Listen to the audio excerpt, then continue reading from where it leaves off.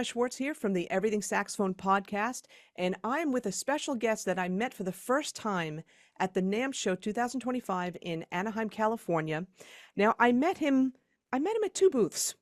I met him at the Jody Jazz booth where he was performing with a bunch of other people, and then I saw him performing later on at the P Mauriat Instruments booth. Actually the same day, but also a couple days later as well. And just to let you all know, this episode is sponsored by P Mauriat Instruments. They make incredible instruments. They carry the full line of the family of saxophones, which is pretty rare. And they have the new model out, the Venus model. I'll be interviewing Leah Conchaldi very soon. You'll see that episode coming out. But I've spoken with Jeremiah True from P Mauriat. We've had great episodes with him. Check those out. But I wanted to thank P Mauriat for sponsoring this episode. And I want to introduce you all, if you don't know him already, to Dr. Scott Litroff. Welcome. Hey, Donna, thank you so much for having me. This is fantastic. So happy to be here. Oh, I'm so happy to have you. No, I have to share this, everybody. So when we were at NAMM, we had, I saw him performing. We talked, saw him performing at P Mauriat. We talked a little bit, and then on Saturday, like the last day I think it was, we talked for about 2 hours. And we were like getting into an amazing conversation at NAMM, Oh, both we were Scott and getting into I. it. Yeah, and I That's said to right. myself, damn, I should have recorded this because some of the topics that we covered were just so incredible, really. So we may hit upon some of those today. I like to run my podcast as a conversation, and we'll see where this brings us. But speaking of that too, I want people to know, about you and your background. And I usually ask people, in the beginning, like, when did you get started with music? Not necessarily saxophone, because some people don't always start on saxophone. Right, of course. For me, it was music was my thing. Music was my thing. I was 7 years old. I started violin. That was my first Wow. instrument. But Okay. even before then, I remember I had this small little 20 or 30 key Casio keyboard. My brother and I were into video games, as any kid who's a 90s kid raised in the 90s. And I would listen to the opening screen for my favorite games, like the Zelda series and things like that. And I would just go to the Casio keyboard and just try to copy what I heard. And I didn't realize that I was transcribing. I didn't realize that that's what I was engaging in. I think when no one tells you that those things are supposed to be hard, you don't know they're supposed to be difficult to do. And sometimes it just happens. And so it was very organic for me. It was something that I would spend hours doing. And my first instrument was violin. I was in fourth grade. And from there, I actually started saxophone a year later. And so I was playing them both in tandem. Okay. And so my musical journey started out in very structured classical discipline.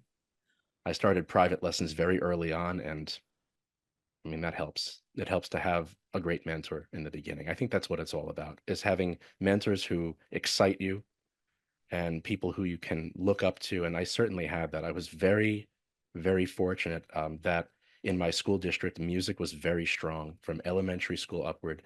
And all the teachers from primary level all the way through high school were amazing musicians. They were great performers.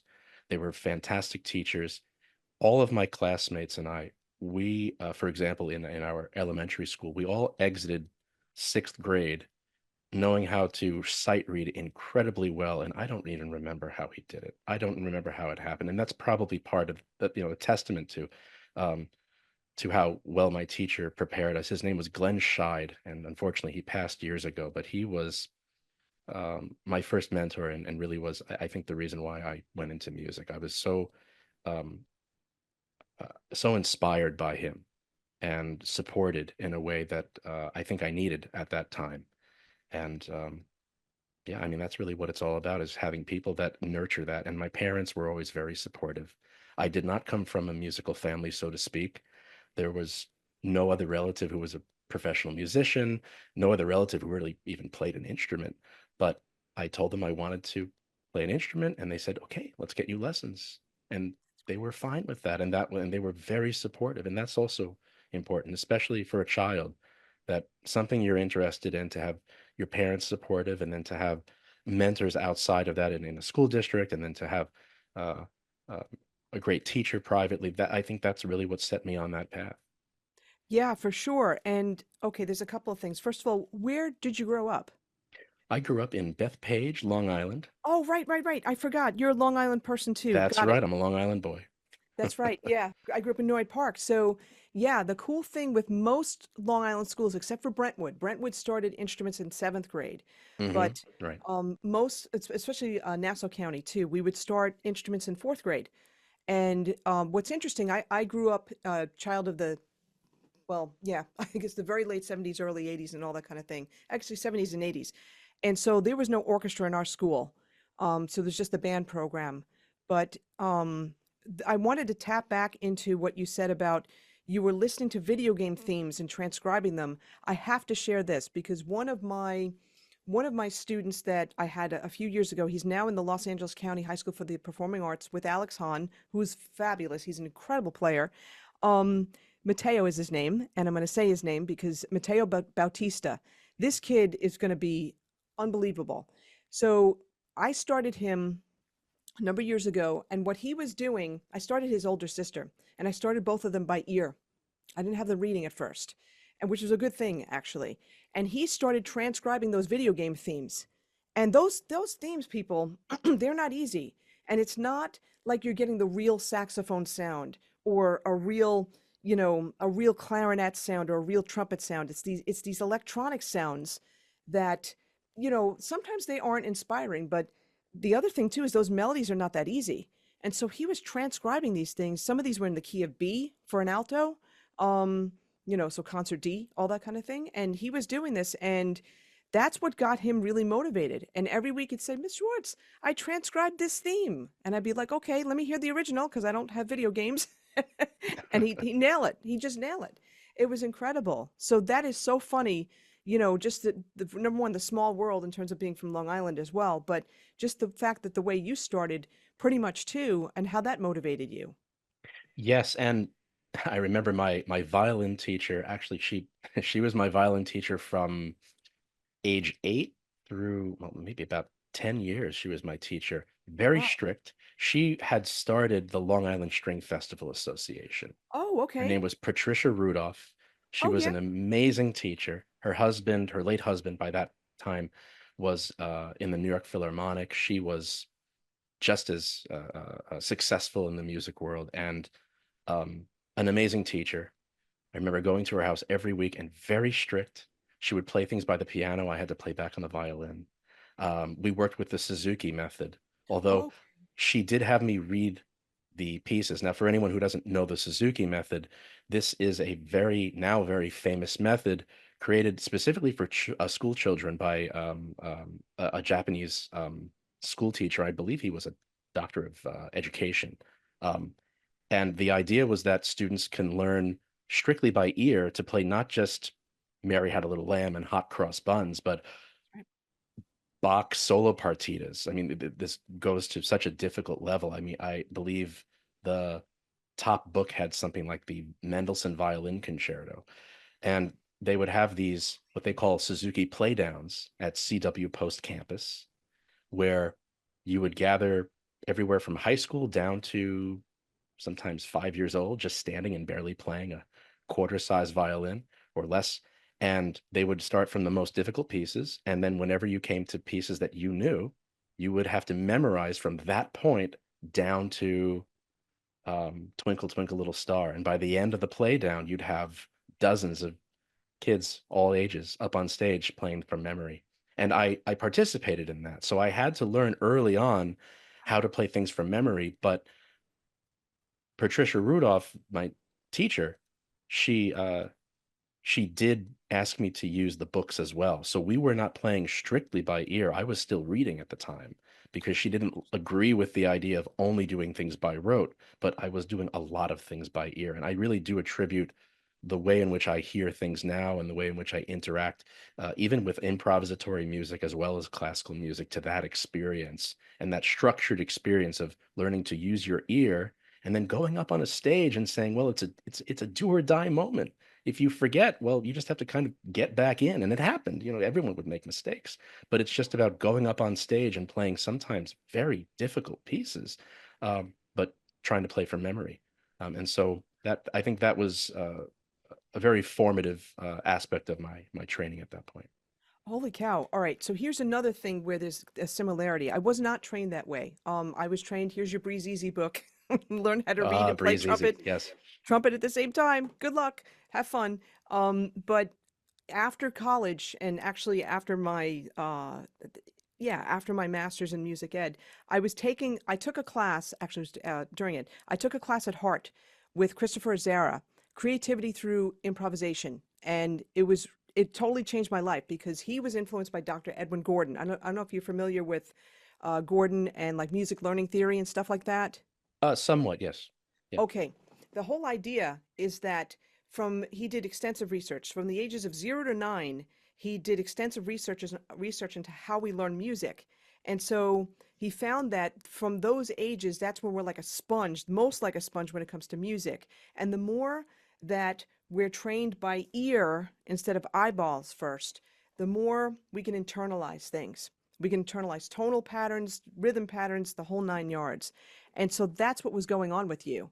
And that's really interesting because, again, you solos, your improvisations are great, and that is a great foundation. Now, the difference between Suzuki and music learning theory, both, pretty much by ear, the the the thing that music learning theory tries to address is the problem of going from totally by ear to going to the page, because that's a big problem for just about anybody. Adults especially have this problem if they've trained themselves by ear, and they a lot of times they feel ashamed that they can only play by ear. But I always say don't, because so many people that play by eyesight want to be able to play by ear. They have no idea, you know. Right. Well, I Um, see this is something I come across very frequently in my college work. So I'm a full-time associate professor at Queensborough Community College, and this is the Bayside 2-year campus as part of the CUNY system, the City University of New York. And it's a very unique program. We're actually just very recently NASM accredited. We are now accredited by the National Association of Schools of Music, and very proud of that because it was a very long effort to receive that accreditation, yeah. but worth it. And students are really quite amazing at what they do, but they may have gaps in their knowledge, and they may have wanted to, let's say, enter a 4-year program, but didn't read music, or maybe didn't have theory background. And so we often find students that are very good performers, but they have just not read music. So that question is, how do you, what's the best way to do that? I've not found that there is one single way to do all this, because it really depends on their incoming experience. Sometimes what really helps is I tell them, enroll in my jazz ensemble. You already sound great. You know how to do this by ear, but we are going to hand out charts. And you can use those charts. And as I tell them, burn the candle at both ends. It's the first time that that's a good phrase. I know people normally say that in a bad connotation, but you should try it from both perspectives. So don't throw out what you were already coming in with, because I think students do that often. They say, well, I'm trying to read, so let's just read. But don't forget that your ear should be your guide, because at the end of the day, this is still an art of sound. So don't throw that out, but use that to augment it. And possibly you can gain context by already understanding what something should sound like, and see how it's represented on the page. I think that does help over time. Oh, I totally agree. And I always, train my students now, because I was not trained this way, ears first.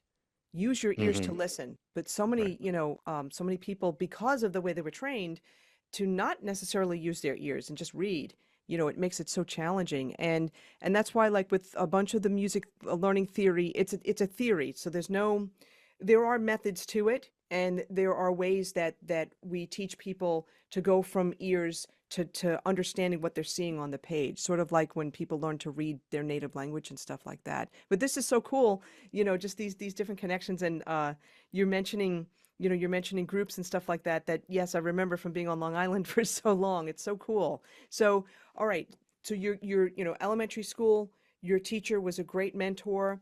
What what transpired, in I don't know if they still called it middle school at that time or junior high, because I went to New Hyde Park. It was combined junior high, high school.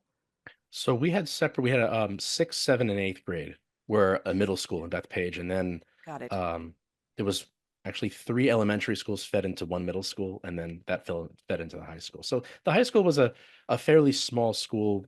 I believe maybe about 800 students total within 4 grades from 9 to 12. So that did Okay. afford me the luxury of a lot of individualized attention, especially in the music program. And I think that that also helped to have that Yeah. throughout high school.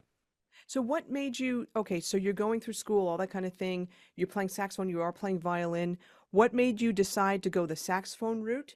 And, what were some other like mentors or even better, if you could remember like one maybe one tip or one concept that one of your teachers in school like that kind of stuck with you, that shaped you today. When I entered my undergraduate studies, the truth is I thought I was going to be a violinist professionally. Still Wow. by that time. So I had enrolled at Stony Brook University. I still have a lot of affection for Stony Brook University. I actually completed both my bachelor's and later came back for a doctorate in jazz studies. But when I was there as an undergraduate, I entered the program with the mindset that I will be a professional violinist. I will train and audition for orchestral jobs. And I thought that would really be where my career would go. And I was about a year and a half into this. I was still playing saxophone. Keep in mind, I played saxophone in tandem with violin since I was 8 years old. Yeah. And around age 12, I started flute and clarinet as doubles because I was playing a lot of jazz. And for most of my music education, it was kind of a partition. Violin was mostly classical. Oh, I okay. sometimes dabbled in some other things because I was also listening to a lot of Stefan Grappelli. I was listening to a lot of Jean-Luc Ponty, and I still listen to them. I love that music. This uh, jazz and fusion side of violin, Regina Carter. I mean, I listened to Stuff Smith. I mean, these were people I listened to a great deal, even though my improvisation was mostly on saxophone. I still listened to a lot of violinists. Um, Interesting. but all of my saxophone music, with maybe little exception, was all jazz, except for maybe the statewide NISMA. Um, for those of you who don't know what NISMA is, many states have these auditions that you can take for a personal best score, and sometimes those scores are used to play at like an all county or an all state situation. And in New York, it's taken quite seriously. And for that, I had to learn classical saxophone um, solos, but I didn't have too many mentors who played classical saxophone. I had one, and he was quite good, but I didn't study with him too long. So there was kind of a partition of sorts that I think organically took place where I had classical discipline, but I had not done too much classical music on the saxophone. And so I entered undergraduate studies thinking, okay, violin will be my career. And the director of undergraduate music at Stony Brook is actually a very famous composer of saxophone music in the classical world named Perry Goldstein. He's a wonderful person.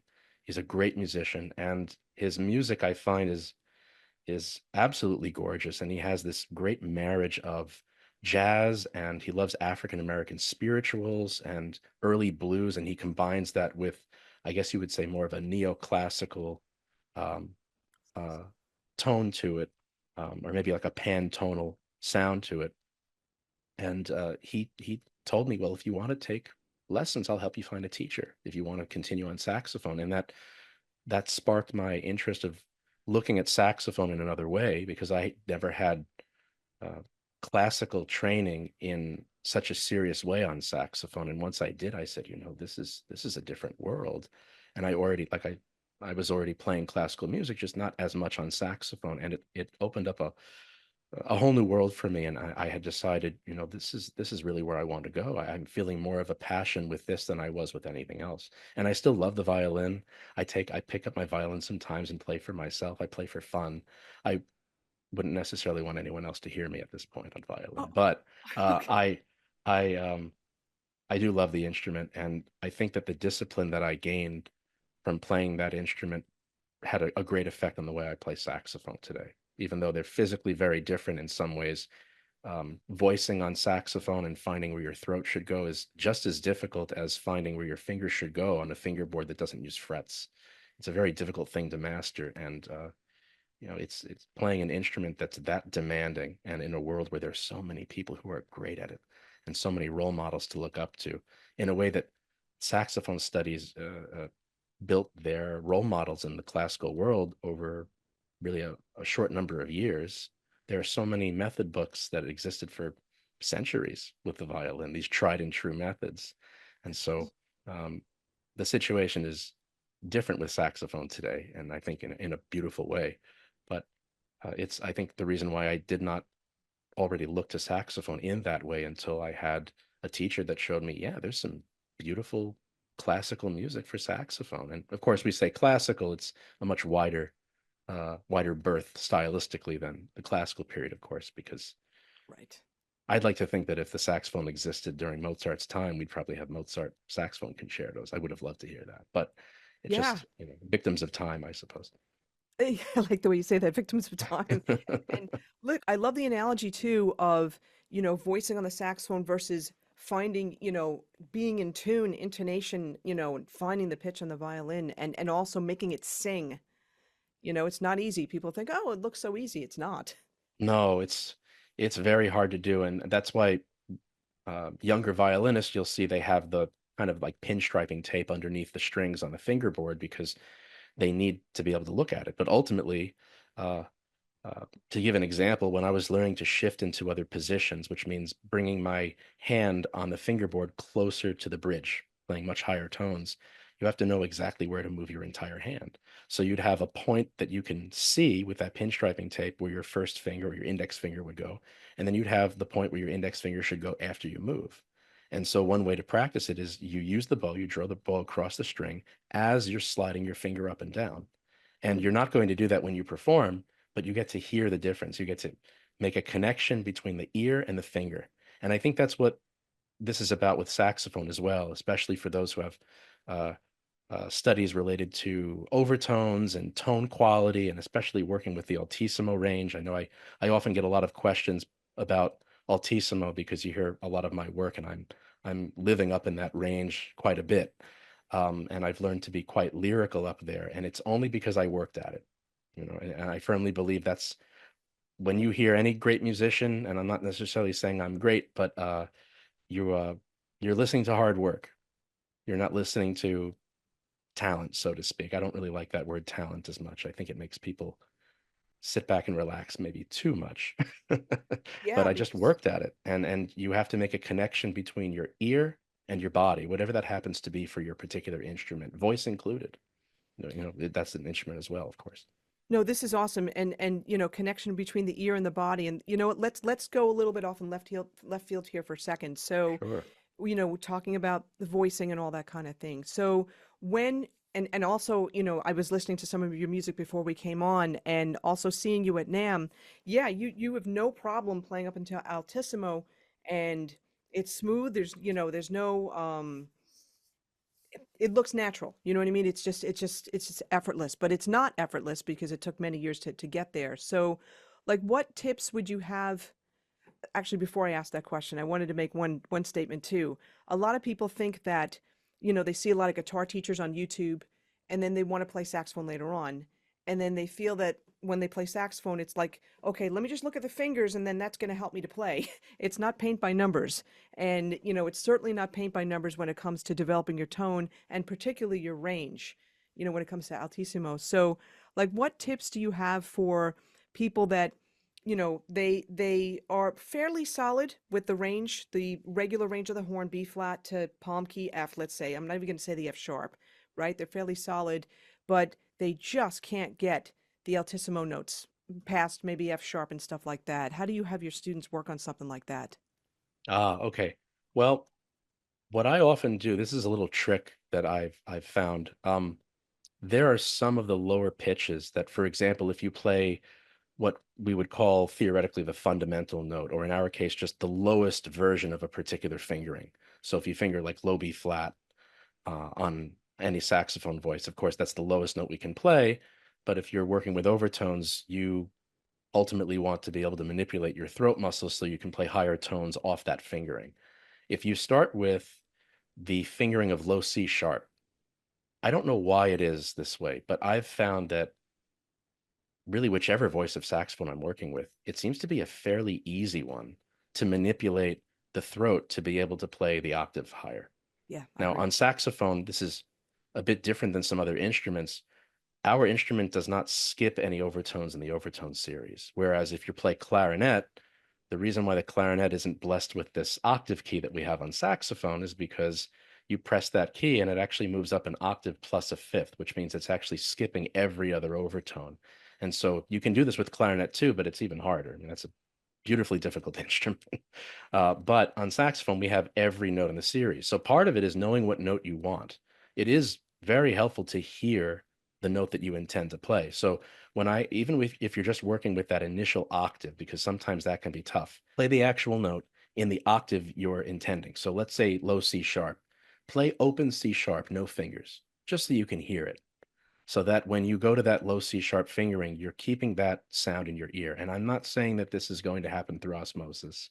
I'm not saying it's magic, but there is something about, again, that ear-body connection, because whether we realize it or not, any note you're playing, you are making small adjustments. And that's not necessarily a bad thing, but we always make these small, minuscule adjustments in the mouth, in the larynx, in the throat. And I think part of this is getting in touch with starting to control muscle groups that we often think of as reflexive, because we're really working with the larynx area. It's just the beginning of the throat, just past the base of the tongue, all the way in the back of the mouth. And for most people, it's reflexive. We use it when we speak and we manipulate it, but we may not be aware of it. They're the same muscles we use to swallow as well. And it may seem like an oddity to gain actual functional manipulation of those muscles. So that's part of it, is just being in touch with that. But I think tones like that, like that's why I start with C sharp. I don't start with low B flat with a student, let's say, who's never done it before. I tell them, let's start with C sharp, and that note just pops out. Yeah. And sometimes there's also something to be said for the amazing overtones that young saxophonists can play and don't realize they're playing it. Oh, that's And true. at Yeah. some point, we learn to stop doing that. And I think there's a missed opportunity somewhere in teaching someone the quote unquote correct way to play and trying to stomp out this, oh, well, you got the octave, it cracked. That's a note. That's an overtone. It's just, it was unruly because you didn't know you were telling the instrument to do it, but you actually were telling the instrument to play that note. That's the same reason why a young saxophonist may have difficulty playing that low B flat, because every time they try to play it, it flips up the octave. Most likely, their throat is a little bit tighter than it should be for the low B flat. But if they can be encouraged that those mistakes are helpful, those mistakes are a path to the right note, but it is itself a note. So you make those squeaks and squawks and squeals. You're doing everything from, you're telling the instrument to play another note, even if it's not the one you wanted. And look at all these wonderful saxophonists who have found ways of turning those squeaks and squawks into beautiful music. At some point, it was probably a mistake that they said, "Ooh, this is an interesting thing. How do I do that again?" And so I say, when you're in the practice room, give yourself some time to be structured. There should be some structure, and there sometimes will be an empirically right or wrong answer, but don't discount when that extra sound comes about and say, okay, let me give 5 minutes on this little detour. Let me just be in the sandbox. Can I make that weird sound happen? Because you wouldn't have groups like the World Saxophone Quartet. You wouldn't have the James Carters of the world. You would not have those Julius Hemphils of the world if they didn't experiment and find these beautiful sounds that they can make. I mean, you wouldn't have Roland Kirk. You wouldn't have any of those wonderful saxophonists who at one time probably played a mistake. Or This Derek Brown. beautiful, beautiful mistake. Derek Brown. Oh, yeah. The beatboxer, Derek Brown, great friend and a wonderful saxophonist. He's a inspirational musician. And Yeah. look, I mean, he's figured out how to do things on the saxophone I would not have imagined to hear. And look, I wouldn't speak for anyone, no less him, of course, but I'm sure that there had to be so much experimentation along the way to find that. And you'll make mistakes, but those mistakes should be embraced in that way. I They love really that. should And I be. love how you say, I wrote it down. Mistakes are a path to the right note, That's you right. know? And that's a great way of looking at it, because a lot of times, especially if you're classically trained, it's like, don't make a mistake.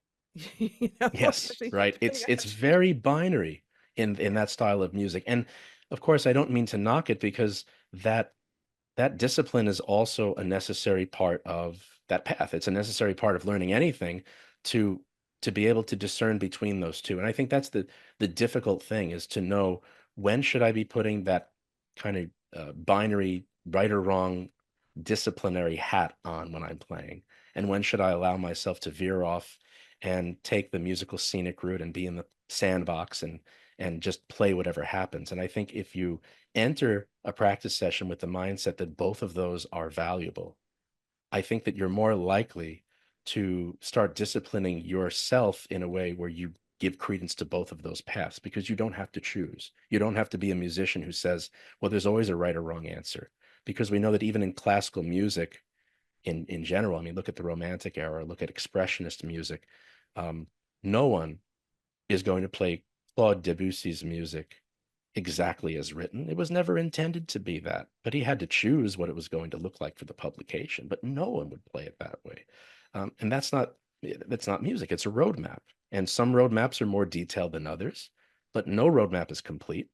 And I think that that's maybe one thing that jazz musicians have a leg up on classical musicians, because it goes both ways. I mean, jazz musicians can learn from classical players too, but the jazz players, I think, are already uh, uh, exposed to that mindset that what you see on the page is minimal, and what you see on the page is not representative of what that performance should be.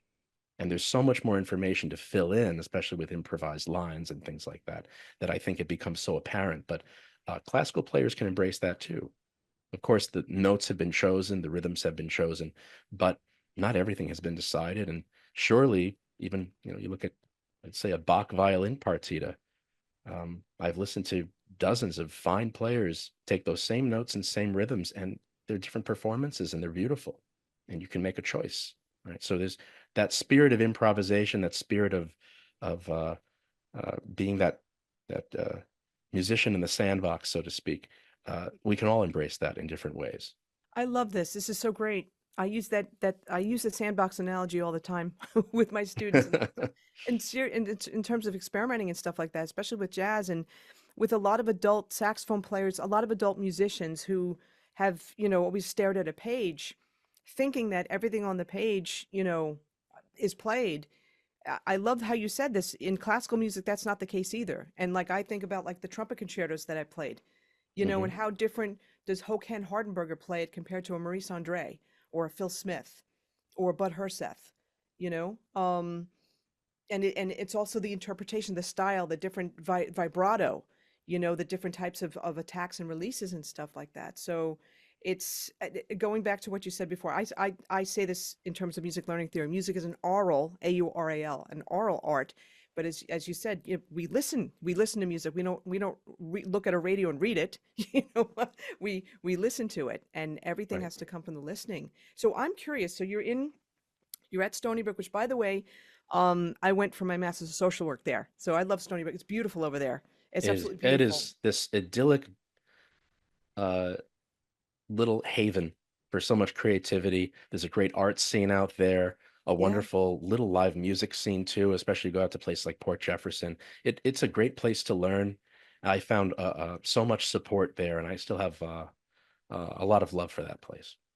And unfortunately for me, when I was going to, I graduated high school in '87, and so there weren't that many on Long Island. There weren't that many choices in terms of music schools. There really Mm, weren't. So I did go to Queens. I wanted to go. I got into Berkeley for film scoring actually, and I got into New England Conservatory and a bunch of other places. But I decided to stay closer to home.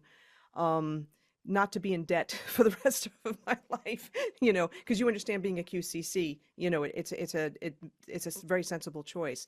of But course. going back to the question I was going to ask, so when was it no, actually I'll say it this way. You're playing violin, you're in undergrad, and then you start to get exposed to classical saxophone. But were you taking any like kind of gigs doing jazz or anything like that on saxophone because you had the jazz background and stuff? I was playing a Okay. lot of jazz. I was part of the school's jazz ensemble, Okay. and I was playing a lot on the outside. I was, I'll say, I was so fortunate. I did not know how fortunate I was at the time, and I think about Mm. this frequently. So at Stony Brook at the time, my first year of undergraduate studies, so I'm dating myself at this point. It was 2003 when I started my undergrad studies, 2003 to 2007. Got it. That year I began was also the same year that they had hired a new jazz director, Ray Anderson, very famous trombonist, who is his career has been adjacent to those in the Chicago Arts Ensemble and other avant-garde musicians, but definitely a category all his own. And he was very supportive of me. Again, I was fortunate to find someone who was a great mentor.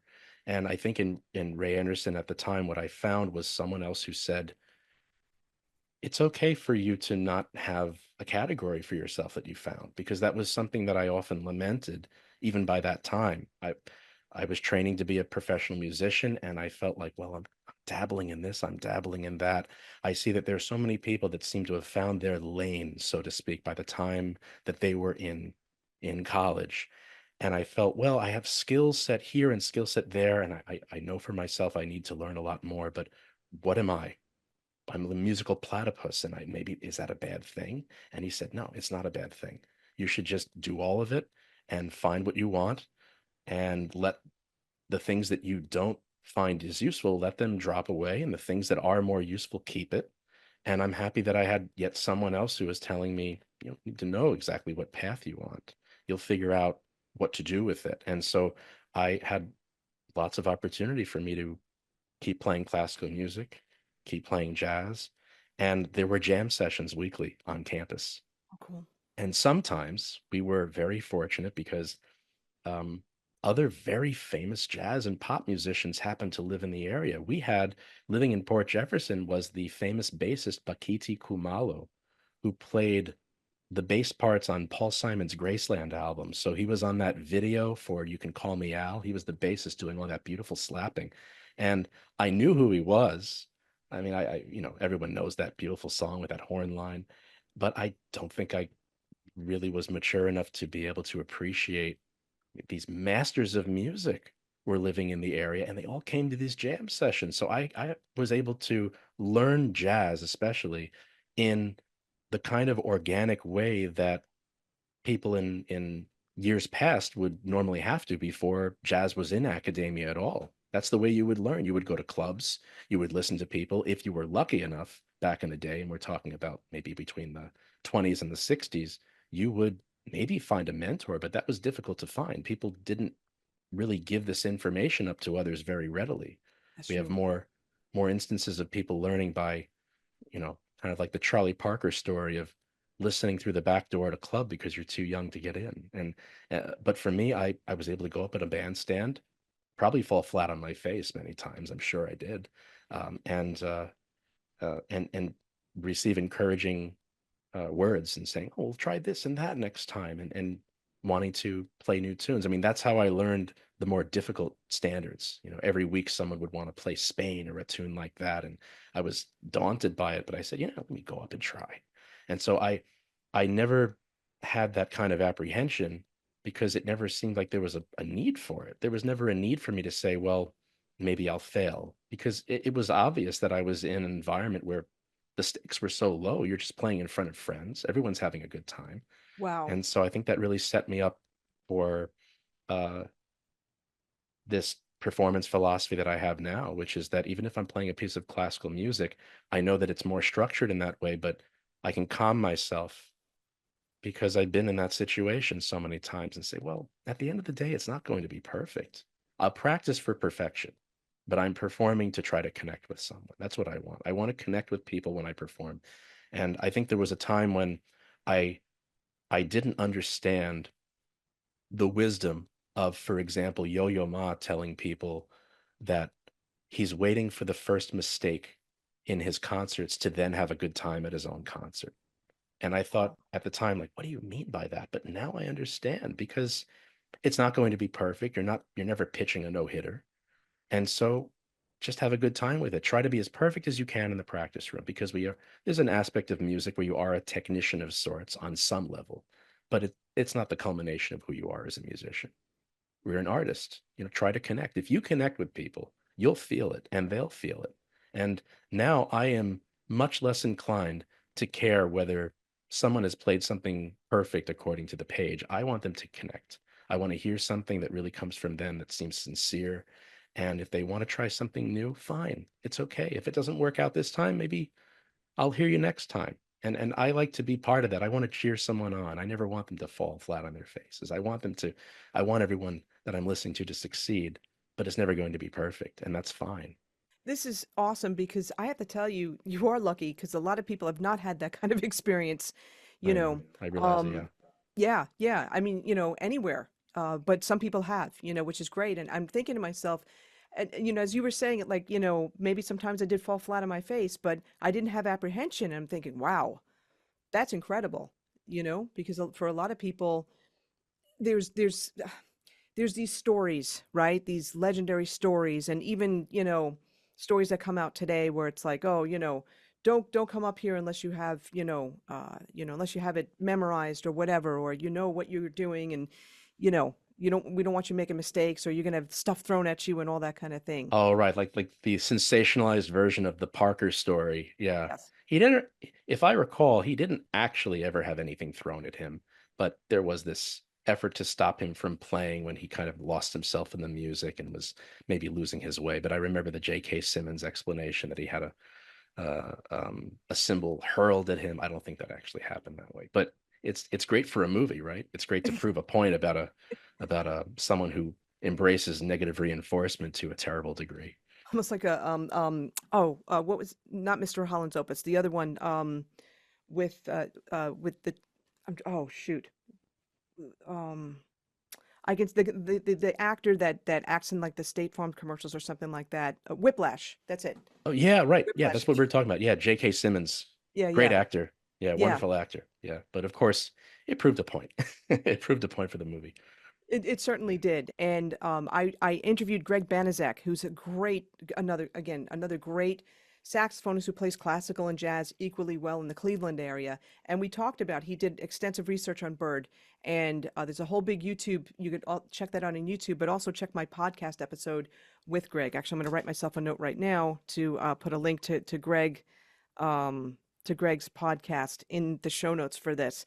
But yeah, I mean, just getting back to this whole thing where you learned organically.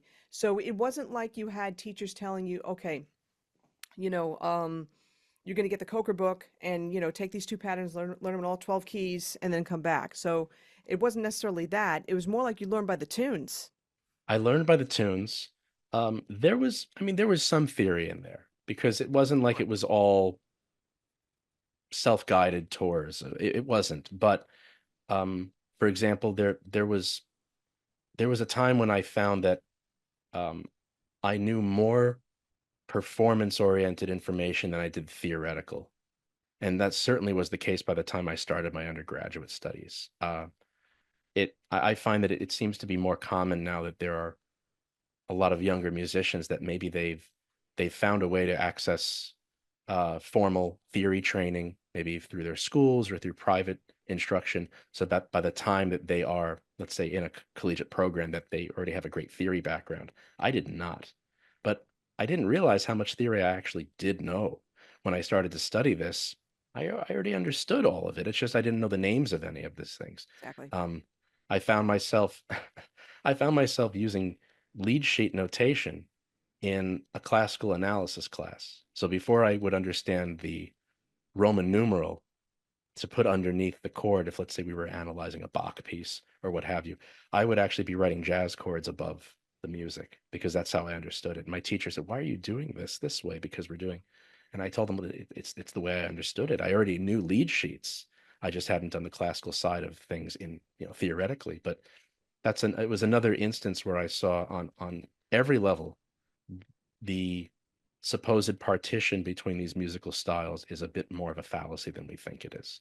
And there's certainly a difference in performance practice and the ways in which the notes are arranged, but it is the same system. The theory of it's the same system. The way in which we place importance on melody. I certainly place importance on melody in my own music. I'm just a sucker for a good melody. Maybe that makes me a bit of a traditionalist, but I always will. I think it carries a tune very well. But these are aspects of the music that exist in both jazz and classical and pop and smooth jazz and rock and all of it. And there are differences between them.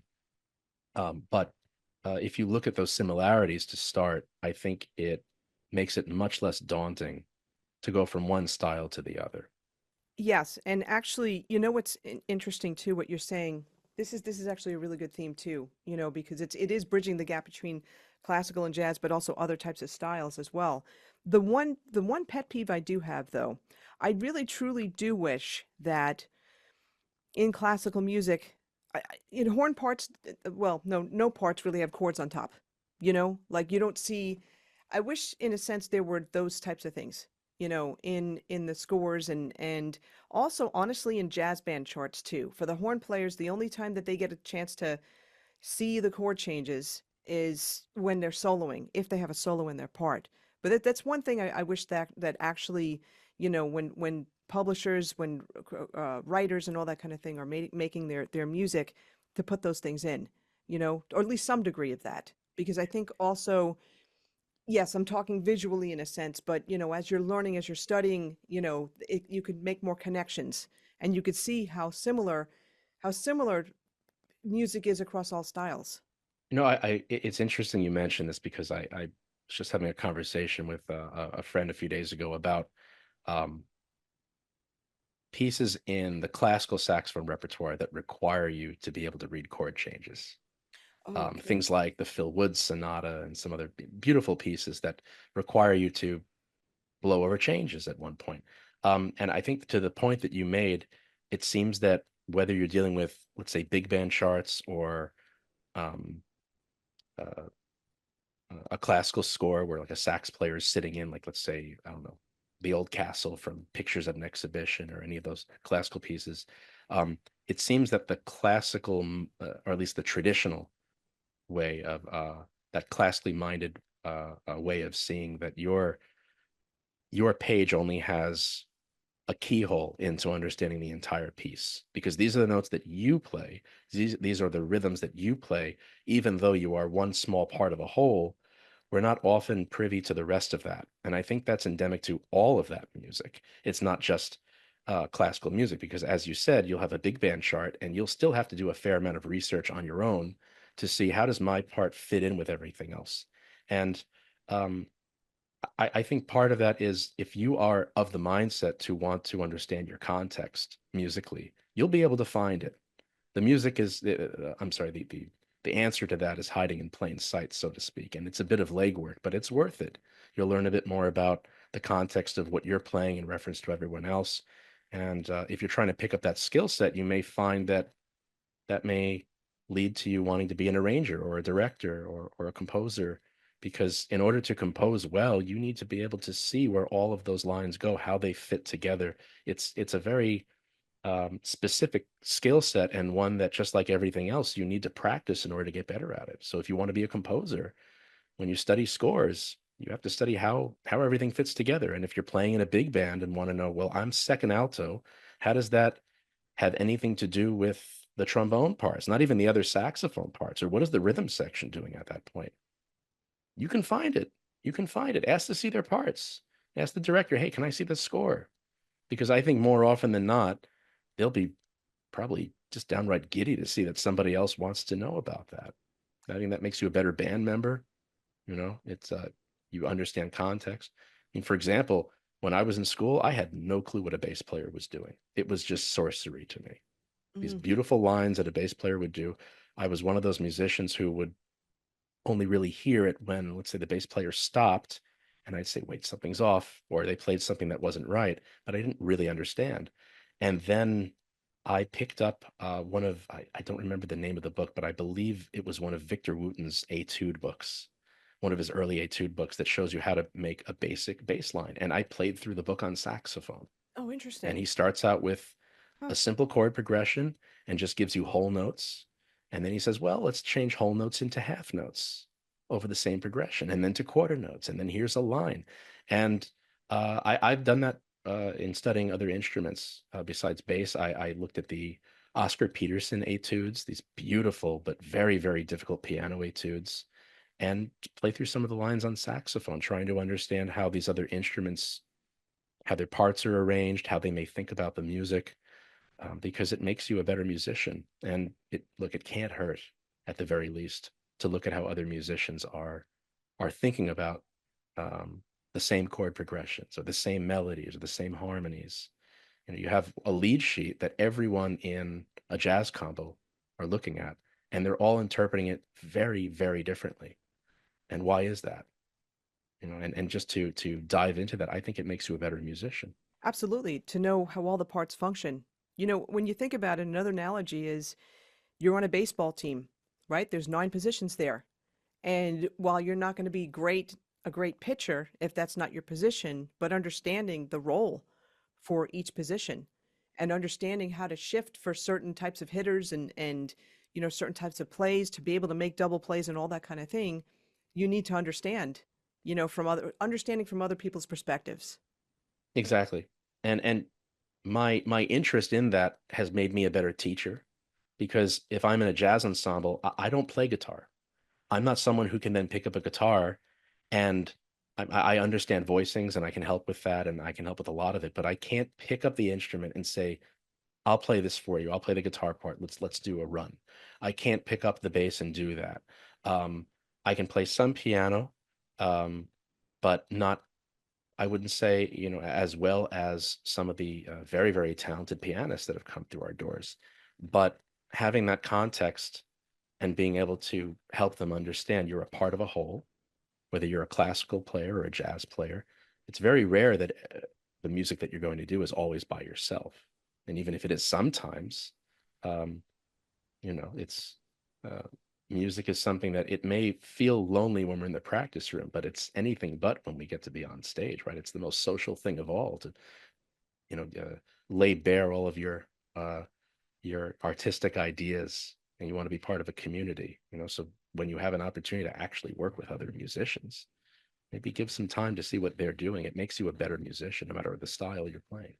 Yeah, and what's interesting? Our previous guest, Jason Gay, was saying something to the effect of too, when he learned something they learned from a mentor. Music isn't about competing. It's not about, I'm very much paraphrasing this. It's not about competing. It's not about showing off. It's about, as he put it, like rescuing each other on stage. So in other words, you're all in this together, and I don't want to use the word rescuing in a bad way. It's sort of like, I think of, really great sports teams. And I think I always go back to the 1986 Mets, and this ragtag group of guys who won the World Series, and they were scrappy and they fought hard, but they they rescued each other. They worked together, and a lot of people had this belief that there's competition all the time, that you have to, be a screaming player, you have to play a million notes, you have to show off all the time, or else you're not skilled enough in other people's eyes.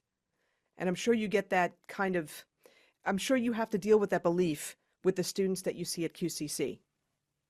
There's a lot of pressure, and there's a lot of pressure, I think, there are negative reasons, but there are also some, I guess, in a tangential way, the positive reasons too, because there are more people today who are so amazing at what they do True. than ever before.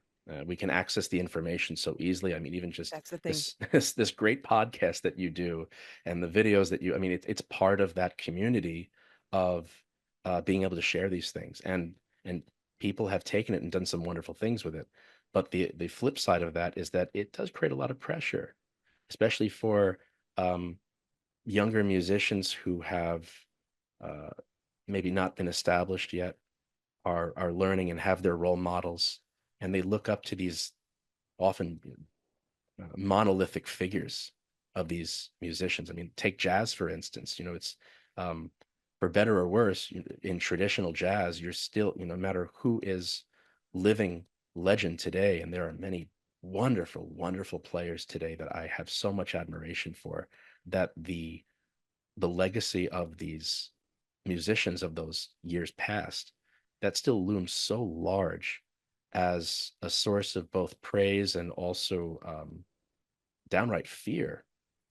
for many players. And I wish it were a different way. I don't think it has to be that way, but I think that's the way people often interpret that is, well, I'm not Parker. I'm not Cannonball. I'm not a Bill Evans. What am I? Well, you're whoever you are. And you don't have to sound like them. And quite honestly, even if you develop the skills that they have, would you really want to sound exactly like them? Would you want to sound like exactly like Bill Evans? Maybe learn from him and copy him a lot when you're learning it, because that's what I do. I love that phrase that true artists steal.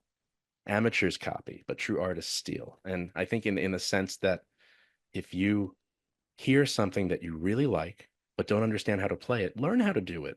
And one of the best ways is emulating. And that emulation is a very necessary part of eventually innovating. And innovation is when you reach that level where you understand how something was played, you can pick it apart, and you say, oh, well, I can use this in my own ideas. And now you do whatever you want to do. It doesn't have to be what you learned before. But getting to that point can be so daunting. I know that sometimes it feels like we're just giving lip service to some kind of, you know, uh, fuzzy feeling that all of us wish that we felt, and then we go back to the practice room and start to feel, very scared again. And I think that that's, I mean, it's part of the human condition. I mean, we covet the music of these wonderful musicians so much that we want to take something from it and want to have a legacy of our own. But then we see how great they sounded and these wonderful ideas and say, oh, I can never be that. But Mm. of course you can. Of course you can. And you don't need to feel pressure to be that. I think the best creativity happens when you find a way to let that part go. And it's difficult too. And I think that the the emotional centeredness of a musician who has uh, a balanced way of viewing that, where you can enjoy what you've done that you truly like, and be also critical of yourself in a healthy way. I think it's a difficult balance to find, but I think it's something that all of us should try to find, because if you don't, it's not enjoyable. At the end of the day, why are you doing it? It should be enjoyable, because if you didn't enjoy that, you can go into another field. It's okay.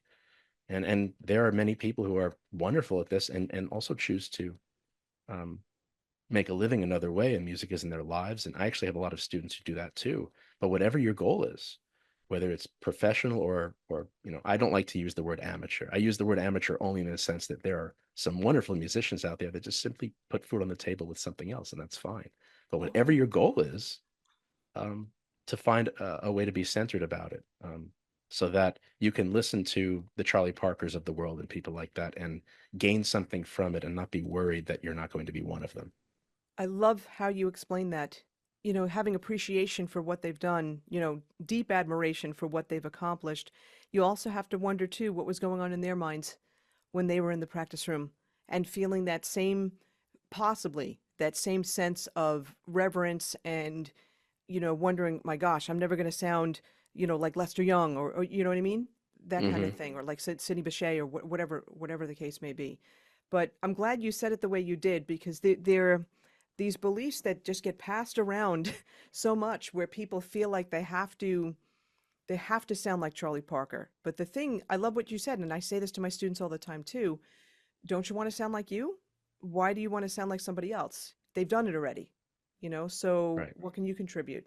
And part of this is, I mean, this is in any field. This is a human thing to do, Yeah. is that we emulate those we look up to. And there's nothing wrong with that. And there's nothing to be admonished about it.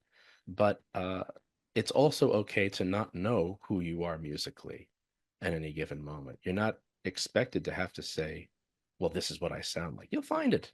You'll find it. You give it time, because you are a culmination of all your experiences musically and non-musically. All of that goes into it.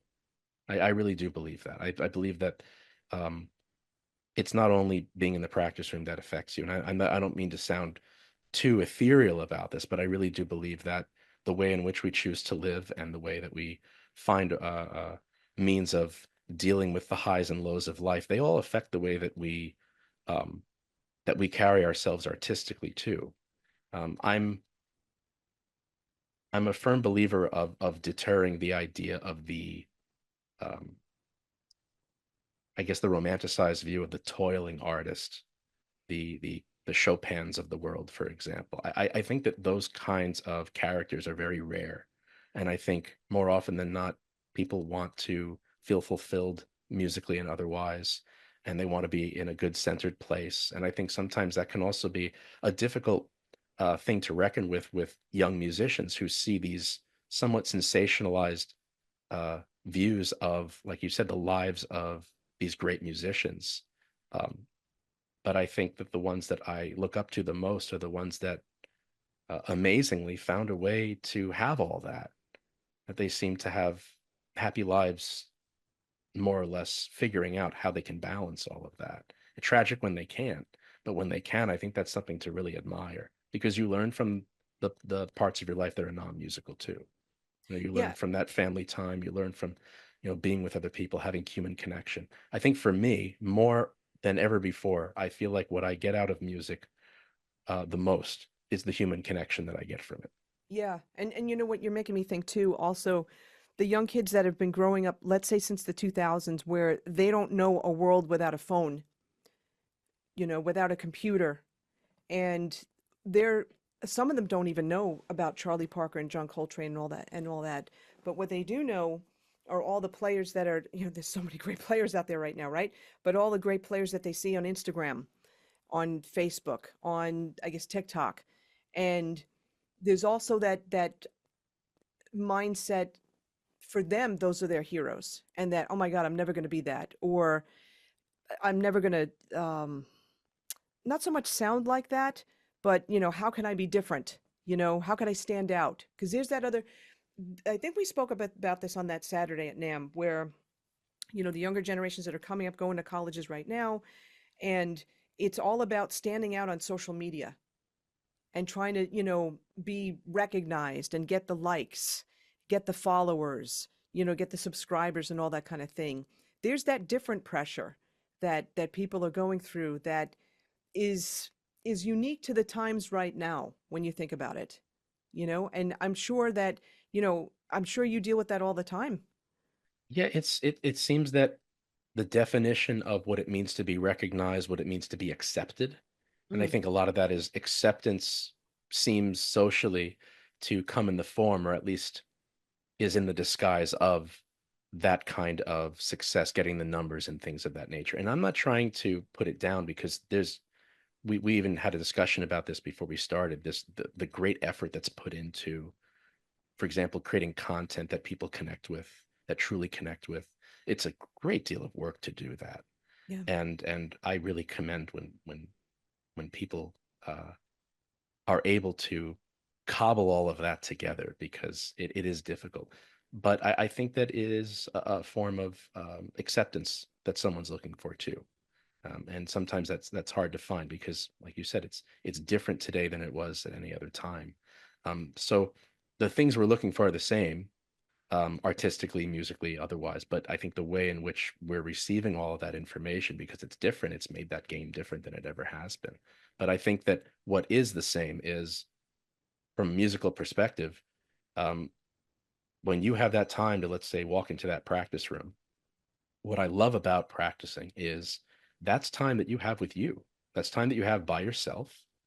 And you can really be truly honest with yourself. All of that can drop away. No one else needs to know about what happens in the practice room. I make a lot of mistakes. I make tons of mistakes every time I take out the instrument. And sometimes I'll make a mistake and I'll look at the horn and I say, how did you ever get this far playing the saxophone? And you just did that. And just, I think you have to you have to be lighthearted about that, because it'll happen. And I really do believe that, not every practice session will be great, but if you keep doing it, you will be, if you keep at it. And sometimes finding that motivation can take a moment to take a step back and be able to laugh at yourself a bit, because you'll have plenty of those moments. That's the advice that I often have for my students, especially when I see frustration, because I know they're already working hard and I know they're practicing. So I don't like to say to people, the kind of the old way of saying just woodshed something. They used to say that a lot. Woodshedding is just the slang term for practicing. But those kind of words never really helped all that much, unless you know that there's a student who just isn't giving themselves a chance by taking the time to do it. But if you know that they are, um, sometimes a piece of that equation is just, are you learning from yourself? Because you are one of the teachers in that equation. There's whoever's mentoring you. There's the experiences of playing in groups. There's listening to the people that you admire. But then there's also you. You are any part of that equation, especially if you're in, let's say, a phase of your life when you don't actively have a mentor. You have to keep going. You have to keep learning. So you develop a sense of understanding what works for what you're going for and what doesn't work, and being able to discern between the two. So I try to procure this uh, confidence uh, in a student's own judgment, and it can be tough for the reasons that you mentioned. But I think that's really how you can move forward in the most healthy way, and also get results that you want over time. I love also how when you talk about practicing, you know, there's so many, again, there's a lot of beliefs and myths about this too, right? It's like, oh, it's got to be perfect. But what people don't, and this took me a long time to realize too, is that you shouldn't sound so great in the practice room, because that's the time when you're figuring things out, and you're not always playing the stuff that you're great at. You're playing the stuff that you want to work on, that you need to work on. And it's that humbling experience of being able to work through things. And you know what? It's really interesting too when you're able to have the ability to be humble and work through things in the practice room. It helps you in real life. It helps you in real life in terms of solving problems, in terms of, dealing with maybe difficult people or difficult situations. And that's the one gift that if you approach practicing in the sense that it's not a chore, or you need someone else to motivate you to do it. It's not about that. It's about wanting to be that kid in the sandbox and explore and work through things and make the mistakes, and then finding the gold in the mistakes too. That's right.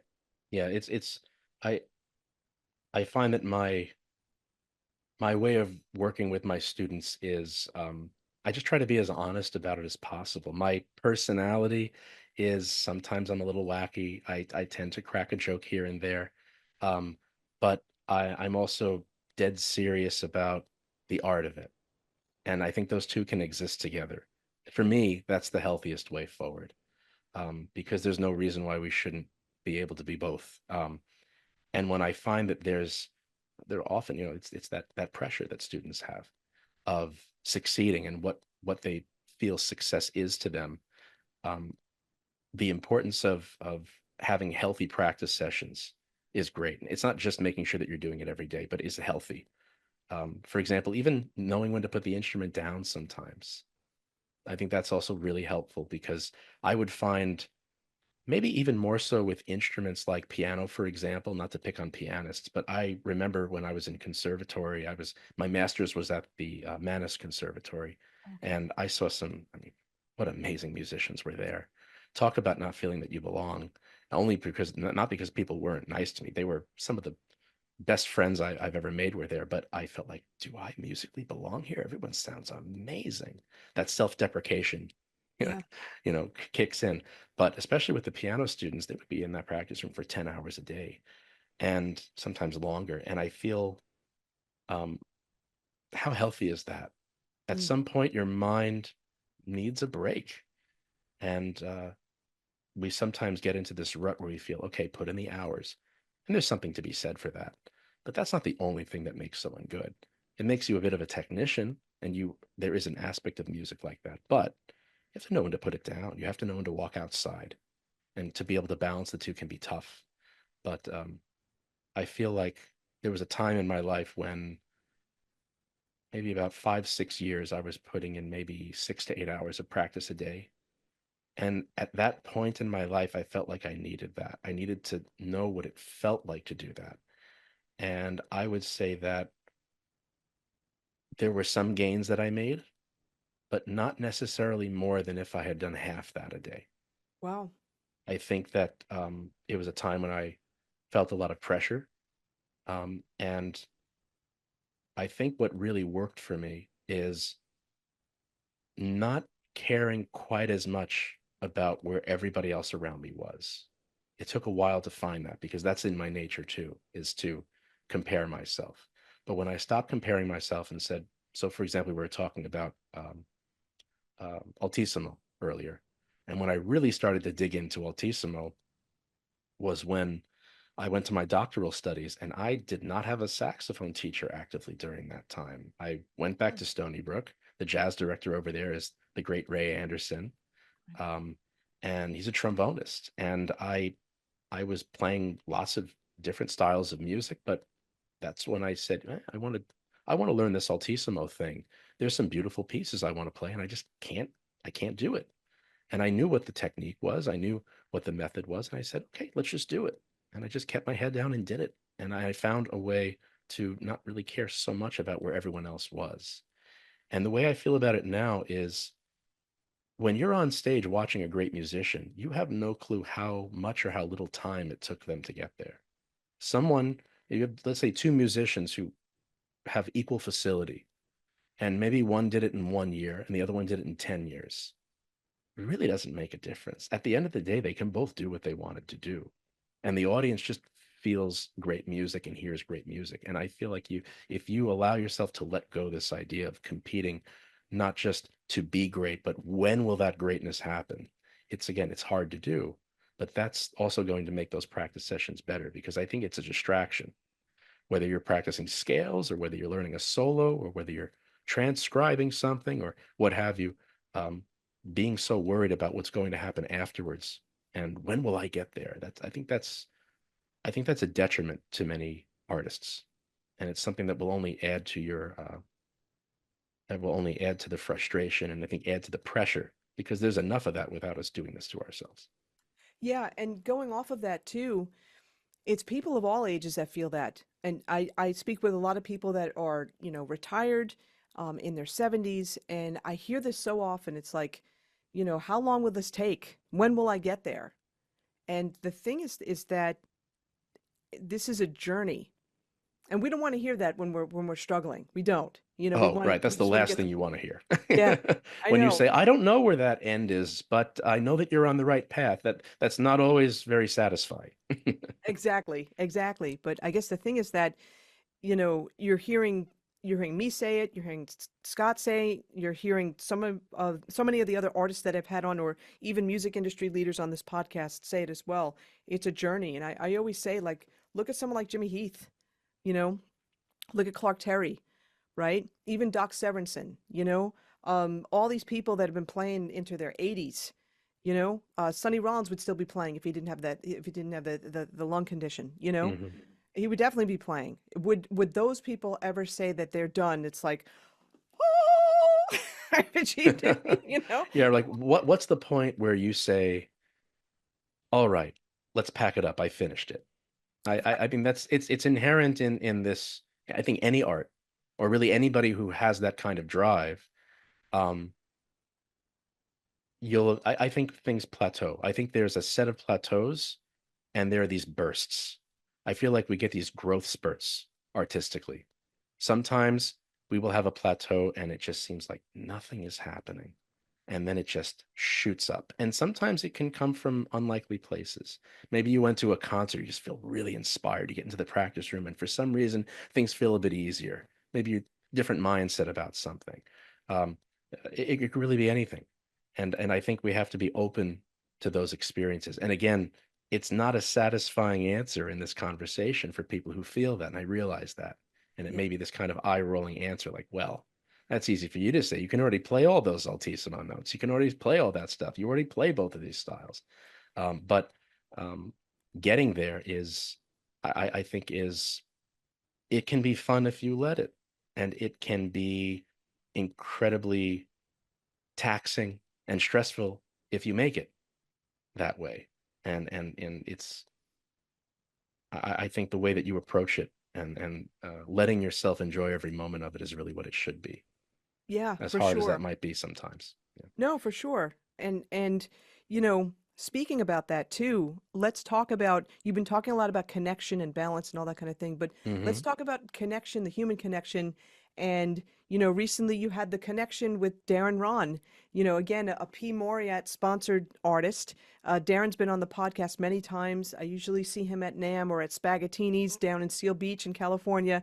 He's a wonderful person and an incredible player, but also an incredible producer. And I want to know the story of how you guys got together to produce your first single. Well, I was over the moon to do that. That was literally a dream come true. I had been listening to Darren's music for years. I had been listening to music that he wrote both for himself. I mean, he's a wonderful saxophonist, and also some of the really beautiful songs and albums that he has produced for other players. I'm a huge Dave Koz fan, and Yeah. he's been working with Dave Koz for a long time, who is also a wonderful human being. And uh, I had met Darren through my connections with P Mauriat. Both of us are P Mauriat artists, and it's something that happened very organically. And he's a wonderful person, and he's a very good friend. And I think that those kind of friendships are what makes the art better, when you have an opportunity to work with people who you admire. I admire him on a personal level, and I admire him on a professional level. And I had an opportunity um, to work on a single. I asked him, "Hey, could we do a single together?" I was uh, I would say at the time dabbling with smooth and contemporary jazz.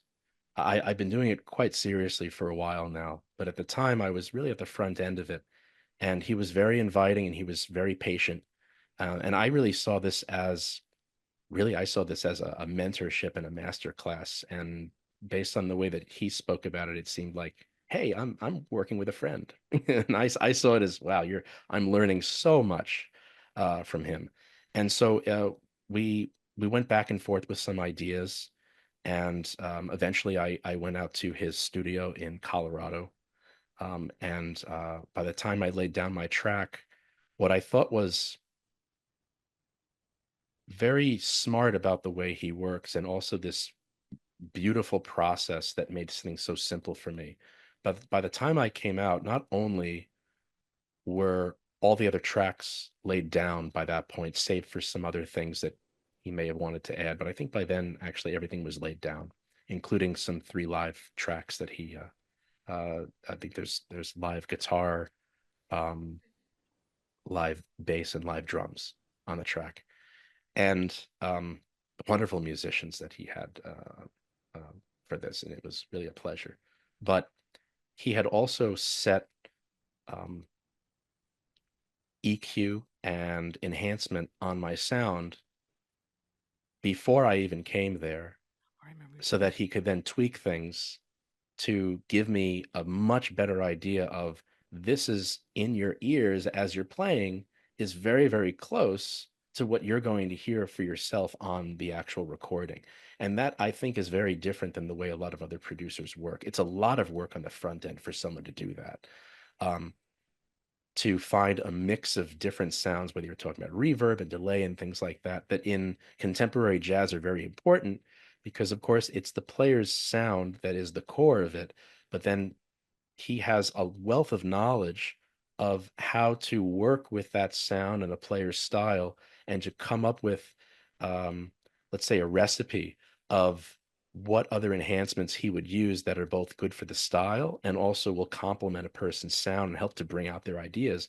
Because by the time I put those closed back headphones on and started even just warming up into the mic, I heard, like, oh, this is so fun. I'm hearing the sound that I would have on the recording, which is really not the case with most producers. Oftentimes you might hear a little bit of the reverb and some things, but otherwise it's kind of dry, Yeah. and it doesn't really fit with the tracking. And so the creative process was so different because of the fact that just going into it, he had done so much work on the front end, and I could tell he put a lot of thought into it. Um, to try to both enhance my sound and give me a semblance of where I would sonically fit in to the tune. And so that was part of what made the experience so fun. And also because he is himself a great saxophonist.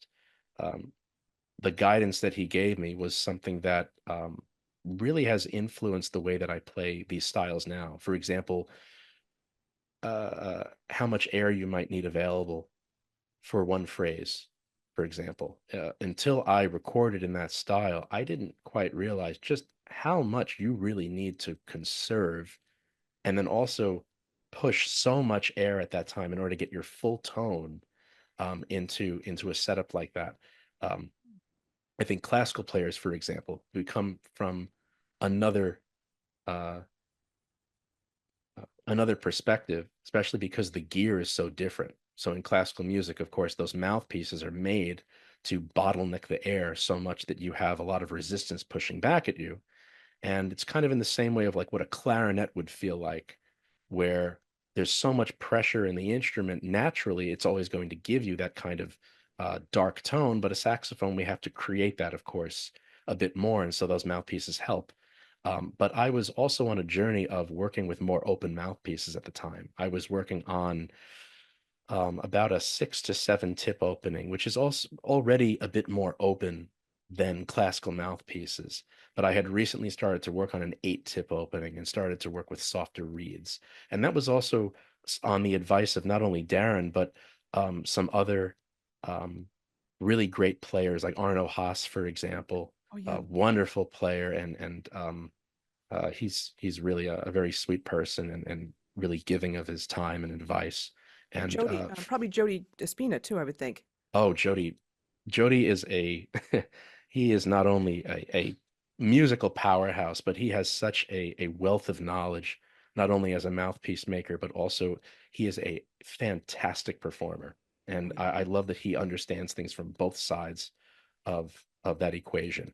And he was really great in providing advice that was very valuable when I wanted to move to more open mouthpieces for my jazz work. And I had to get used to it. I really did. It was an odd feeling at that moment, feeling that you lose your air so quickly. And by the time I was in the recording booth with Darren, I really hadn't been working with the 8 tip opening for as long, but I had all these reeds of various strengths. And I was at the time playing on, they weren't released, they were maybe about a year beforehand was when the American cut Oh yeah. of Ligier was released, and that's what I was playing on. And I love those reeds. They pop so nicely. They have a little bit of edge on them. And for me, they're the most comfortable jazz reed I've ever played. I love it. I can get way into the stratosphere of altissimo with those easily, and they hold up.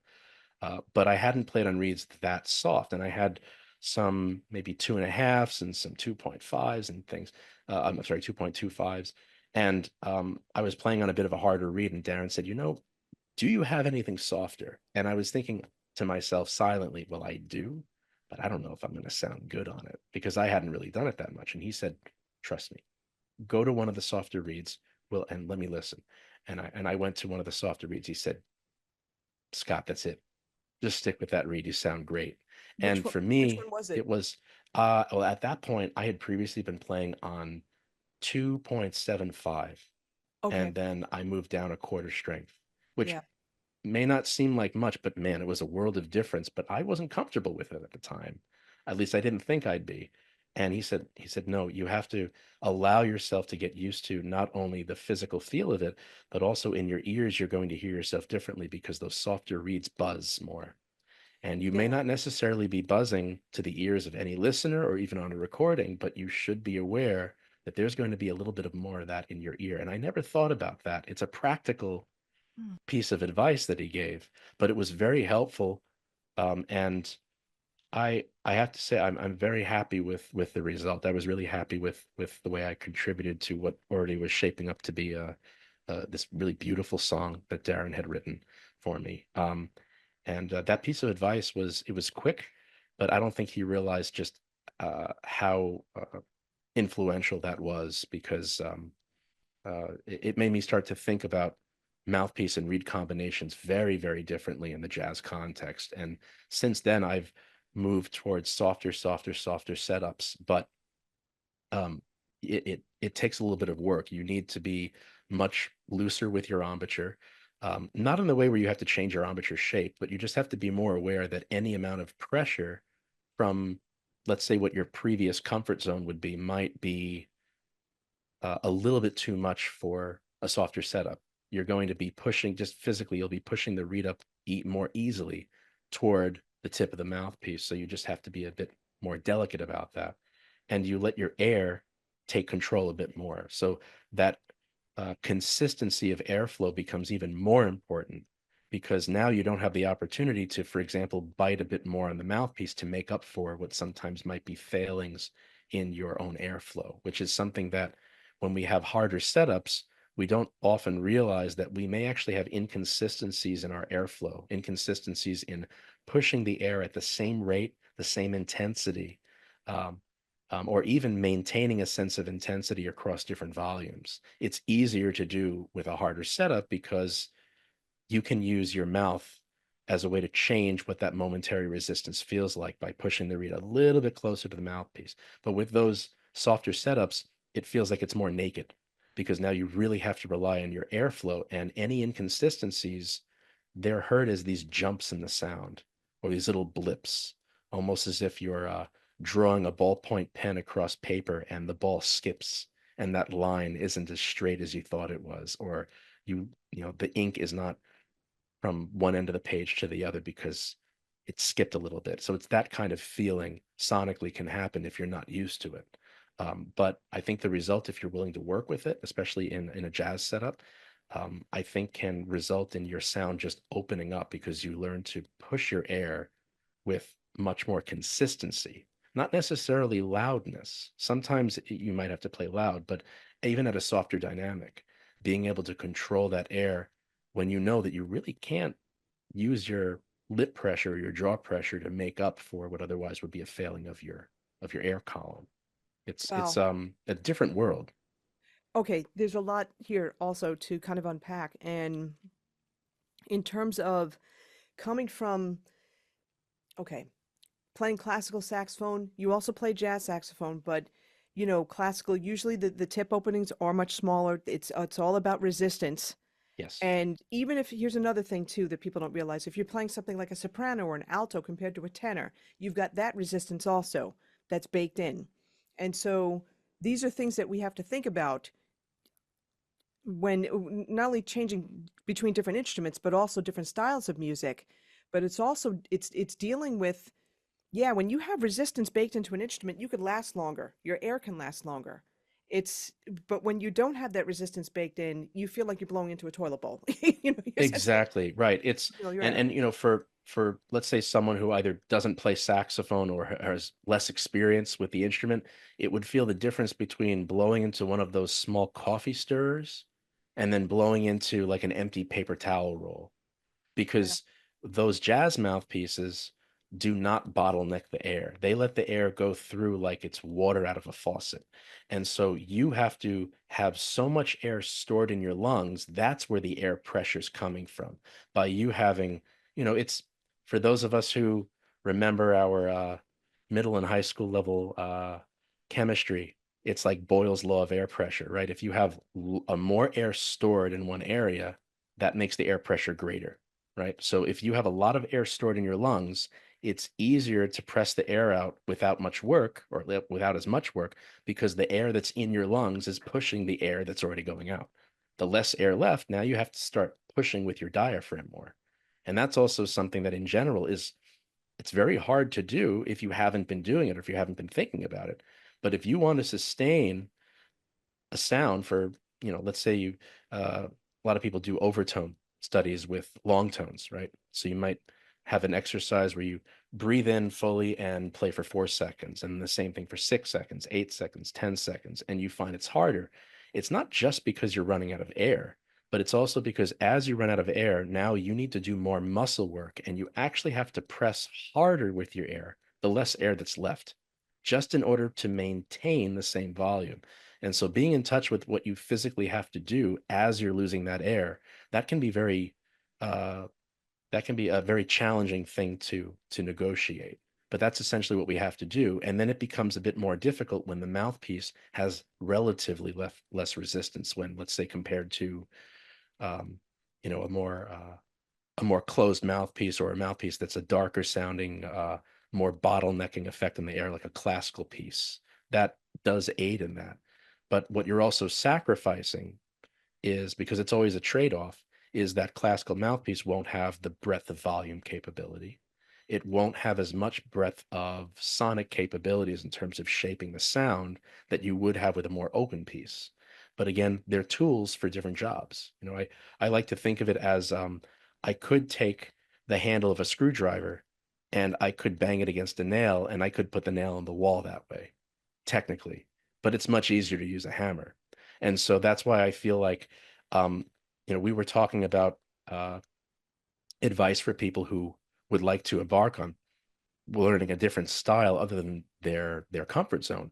And part of it is uh, using equipment that just makes it easier to play in those styles. You have to you use less effort.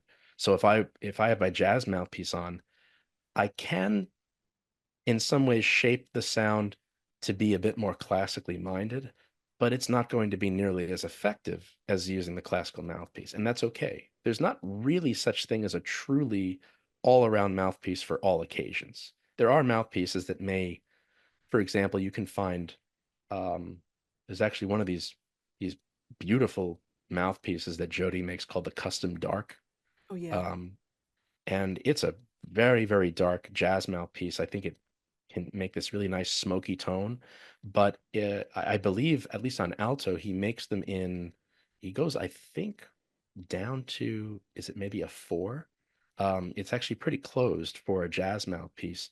And that's a mouthpiece that it can, I think, convincingly play things more in a classical style. But that is rare for these mouthpieces to be able to be as versatile in that way. And they are tools for different jobs.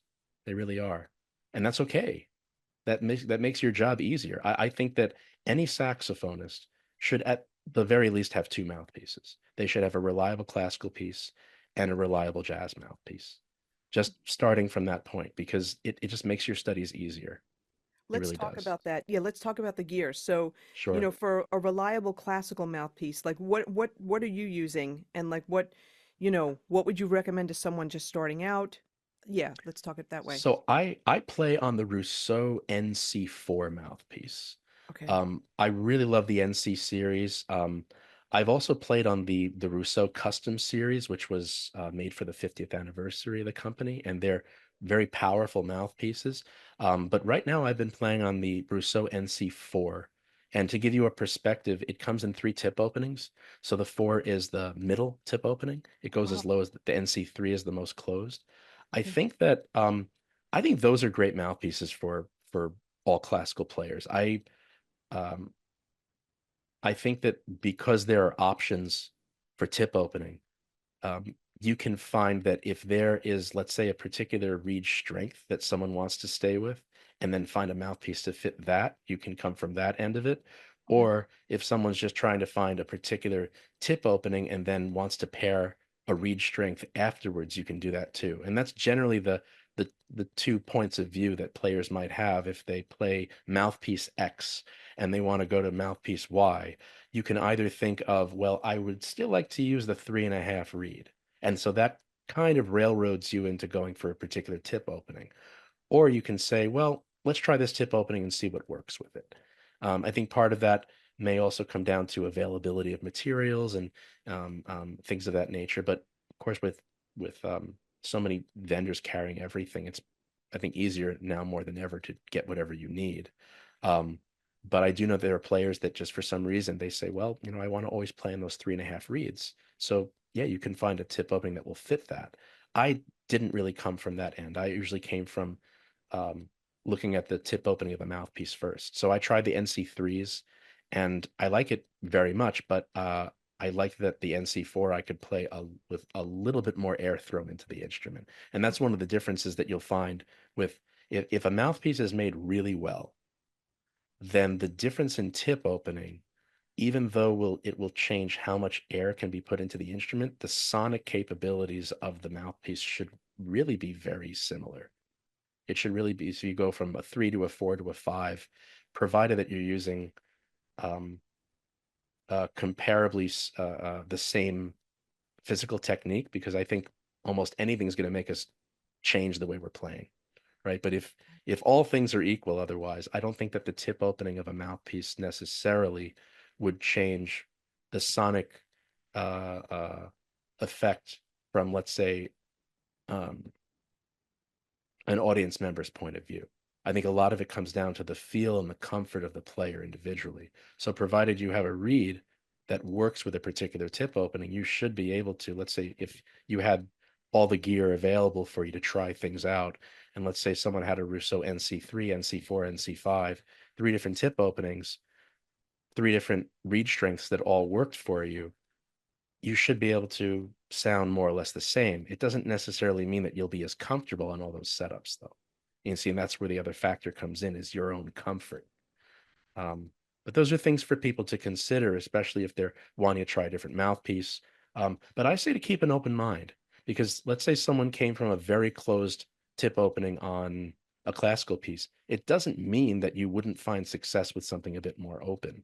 And I think the reason why I was able to find what worked for me is my willingness to experiment, my willingness to try another mouthpiece. Um, there's a time in most of our studies where we are told, get this mouthpiece and play on that mouthpiece. And that's okay. And I don't think there's anything wrong with it, especially if someone is less experienced. Right. It's hard to just inundate someone with information and expect that they're going to find something that works for them. They're looking to the discretion of their mentor to give them suggestions. But if you have enough experience where you feel, okay, I can discern the difference between a good mouthpiece and a bad mouthpiece, and I know what reeds can work, and I have access to different reed strengths, then there's no reason why you shouldn't at least try other mouthpieces, because you might be surprised. Even if you don't move to another mouthpiece ultimately, I think that having that flexibility of being able to, let's say, I'm on the Russo NC4. If I pick up an NC5, it'll take a minute for me to adjust, but I can play just fine on the NC5. I'll have to use a different strength reed. It'll be slightly softer, but I should be able to do everything I need to on it because, again, it's another high quality mouthpiece. In that case, it's from the same series, which makes it even easier because Right. they're very uniform. But I think that experimentation is something that people should be willing to engage in, even if it's just to see how some other mouthpieces feel. What on the NC4, what reed do you use for that? I use the Ligier Signature Series, You three and a do? half. Okay. Got it. Yeah, Oh, three. Oh, okay. yeah, three and a Wow. half on that. And Yeah. I find that helps me to have the resistance that I want, so I keep this dark tone. But something that I like about the NC series is that it's not dark to the point of muddying up my sound. I think sometimes classical players initially feel like they want to grab as much darkness out of their tone as they possibly can because there is a richness in a dark sound. But there's also something to be said for having precision in the tone also. There's lots of different things that can articulate in your playing. And we often think about tongue articulation, but there's also finger articulation, making sure the fingers are going down exactly when they need to, and like let's say a slurred line. And also there's articulation that can come from a tone being balanced enough so that everything in all your notes across ranges can be heard equally well. And so I feel like I like a dark tone, and I have I think quite a dark tone when I play, but I like that the mouthpiece balances that. And I think that's what people should look for is balance, not just as dark as they can get or as bright as they can get. I think that Right. Okay. it's like, for example, with jazz mouthpieces, I think we find such a wide variety of styles people play.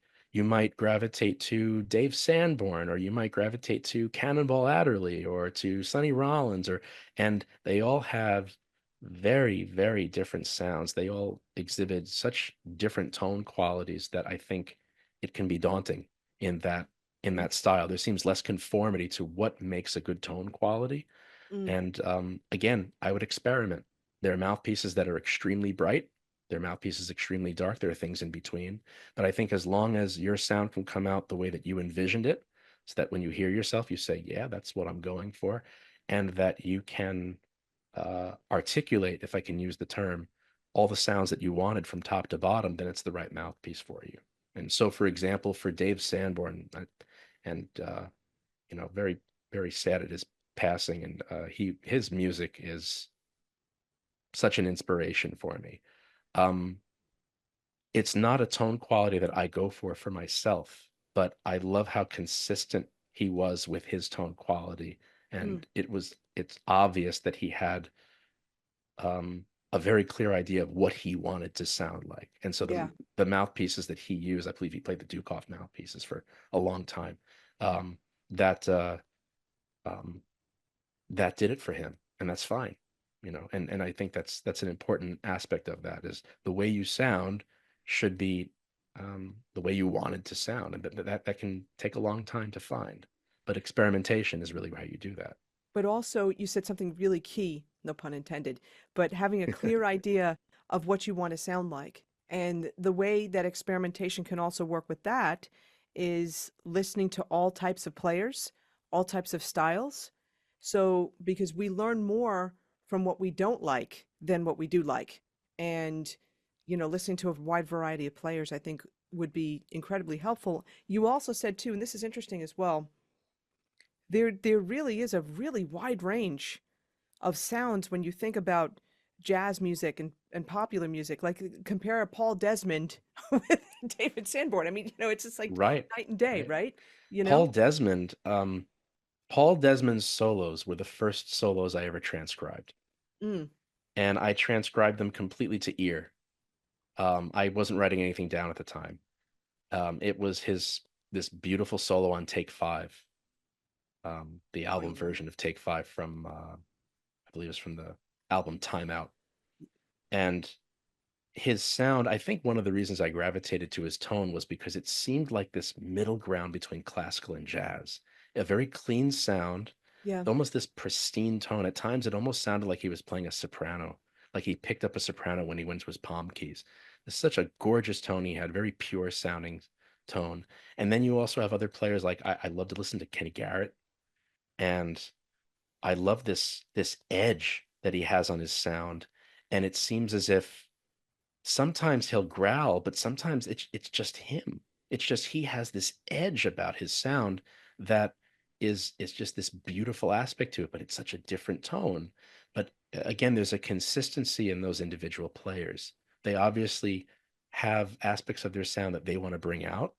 And part of it may also just be, everyone's mouth is different. Our physical mechanisms that we have are different. And I think we often don't think about the saxophone as much as a voice as we like to describe that it's voice like. Everybody always likes to say, oh, the saxophone's like the human voice. And in many ways it is.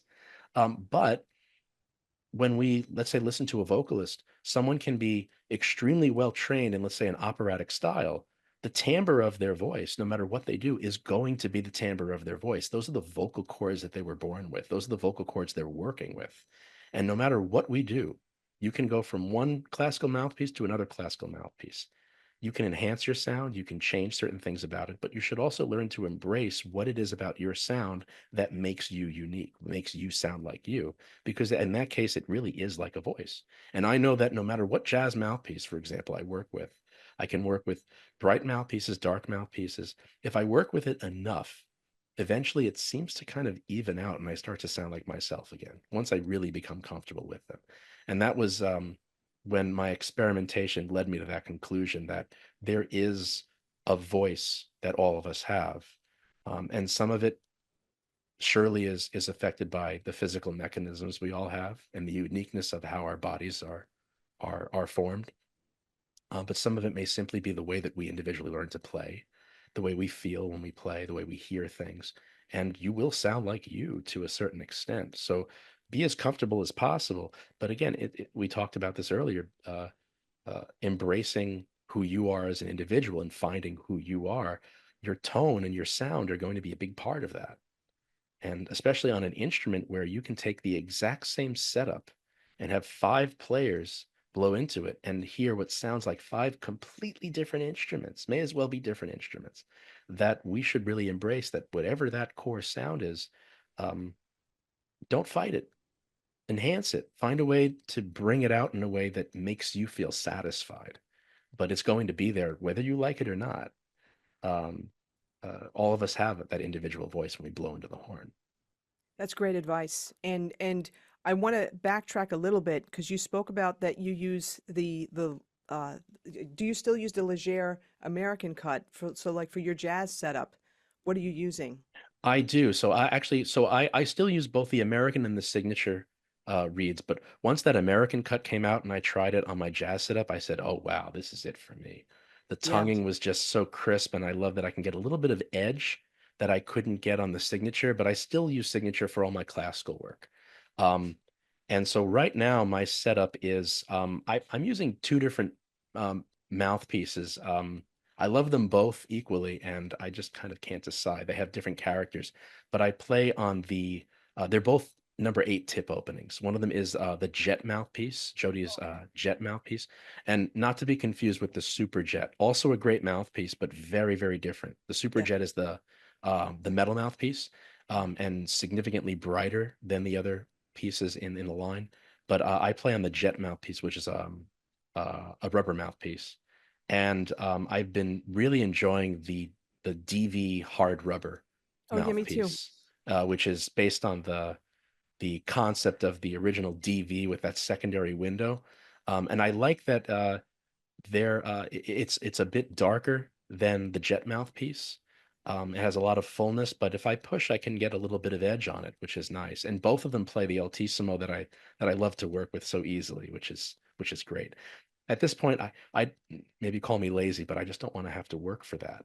I feel like once we get to the point where we have those techniques down, often really what's going to make the difference with a mouthpiece is, can I do what I need to do without having to think about it too much? When I know that my mechanisms are set, the way that I play is reliable, I can replicate it. The last thing that you want between you and creativity, or you and executing a line, is feeling like I have to be so conscious of whether the mouthpiece is going to do it. And I know so many of us have that apprehension. And that's why that search for the right mouthpiece is worthwhile. It really is. Absolutely. And remind me, so with the American cut then, are you on 2.5s or are you going softer? I've settled on the 2.5s. I've dabbled in the 2.25, going a little bit down, and I do like the tone that I get from it, but at least on the 8 tip opening, I've found that for me, that 2.5 is the limit of where I can be comfortable and still hold up for the differences in range, especially going to the altissimo and Yeah. being able to articulate reasonably up there. I think if I had gone to, let's say, the equivalent of an 8 star or a 9, um, probably the 2.25 would feel more at home. But Okay. I feel like going, for me anyway, going softer than 2.5, I'm starting to go past the limit of comfort. I felt that too. And I just had a thought for you too. Have you tried the French cut for I classical? did. It's a beautiful read. It Yeah. really is. And it's an interesting concept when I look at that and I compare to, let's say, the European cut on clarinet that's done so well for so long. I've found that for me, when I play the French cut, I get more, I don't know how to put it, sound. I get like more extra sound in my tone than I had bargained for. Oh, And for some reason, I just the resistance that I get from that signature is still, it's still where it's at for me.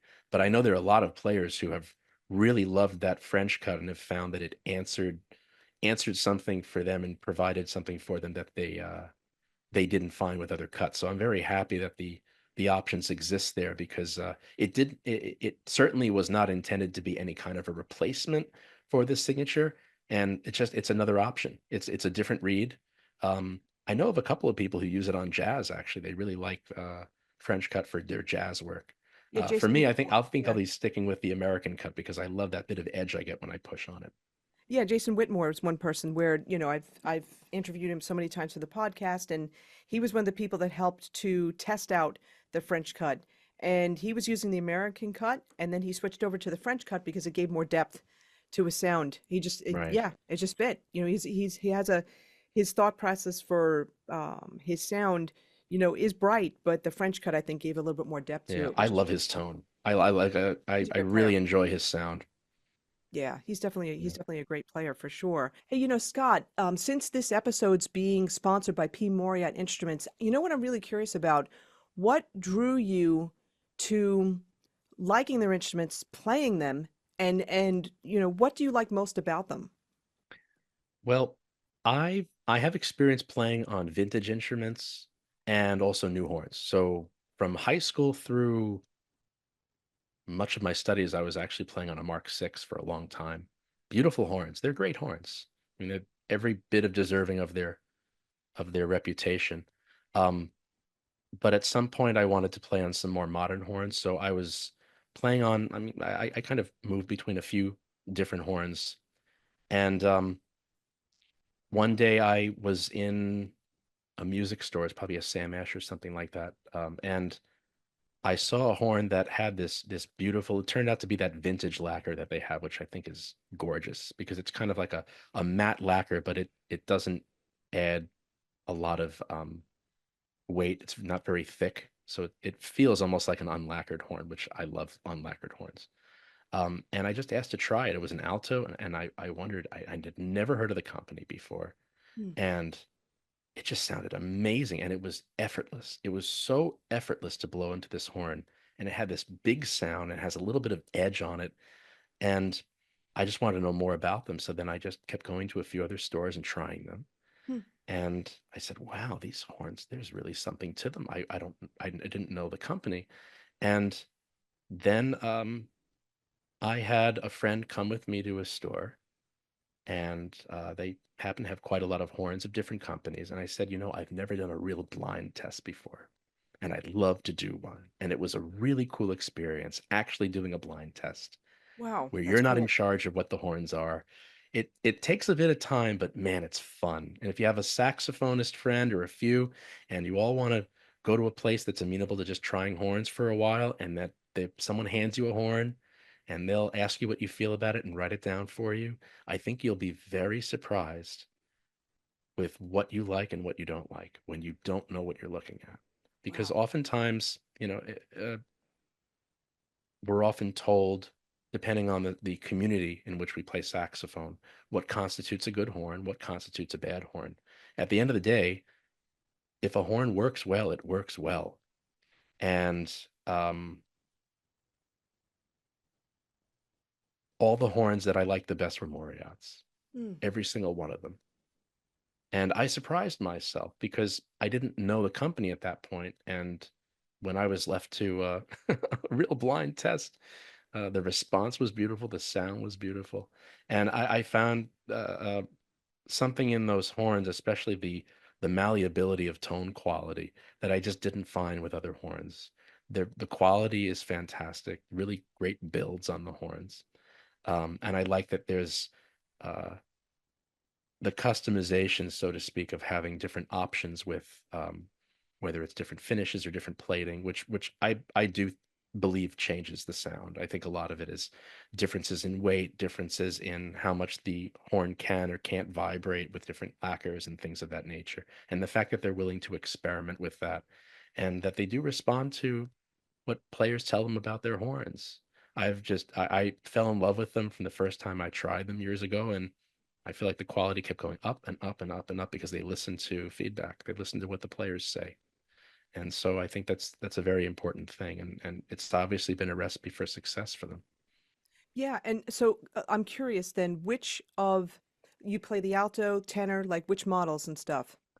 Yes. Okay. So I am uh on alto, I play on the Master 97, which is it's a horn that works really well for classical styles. It has a nice dark tone. It's a different bore than most of their other horns. It's a little bit of a narrower bore.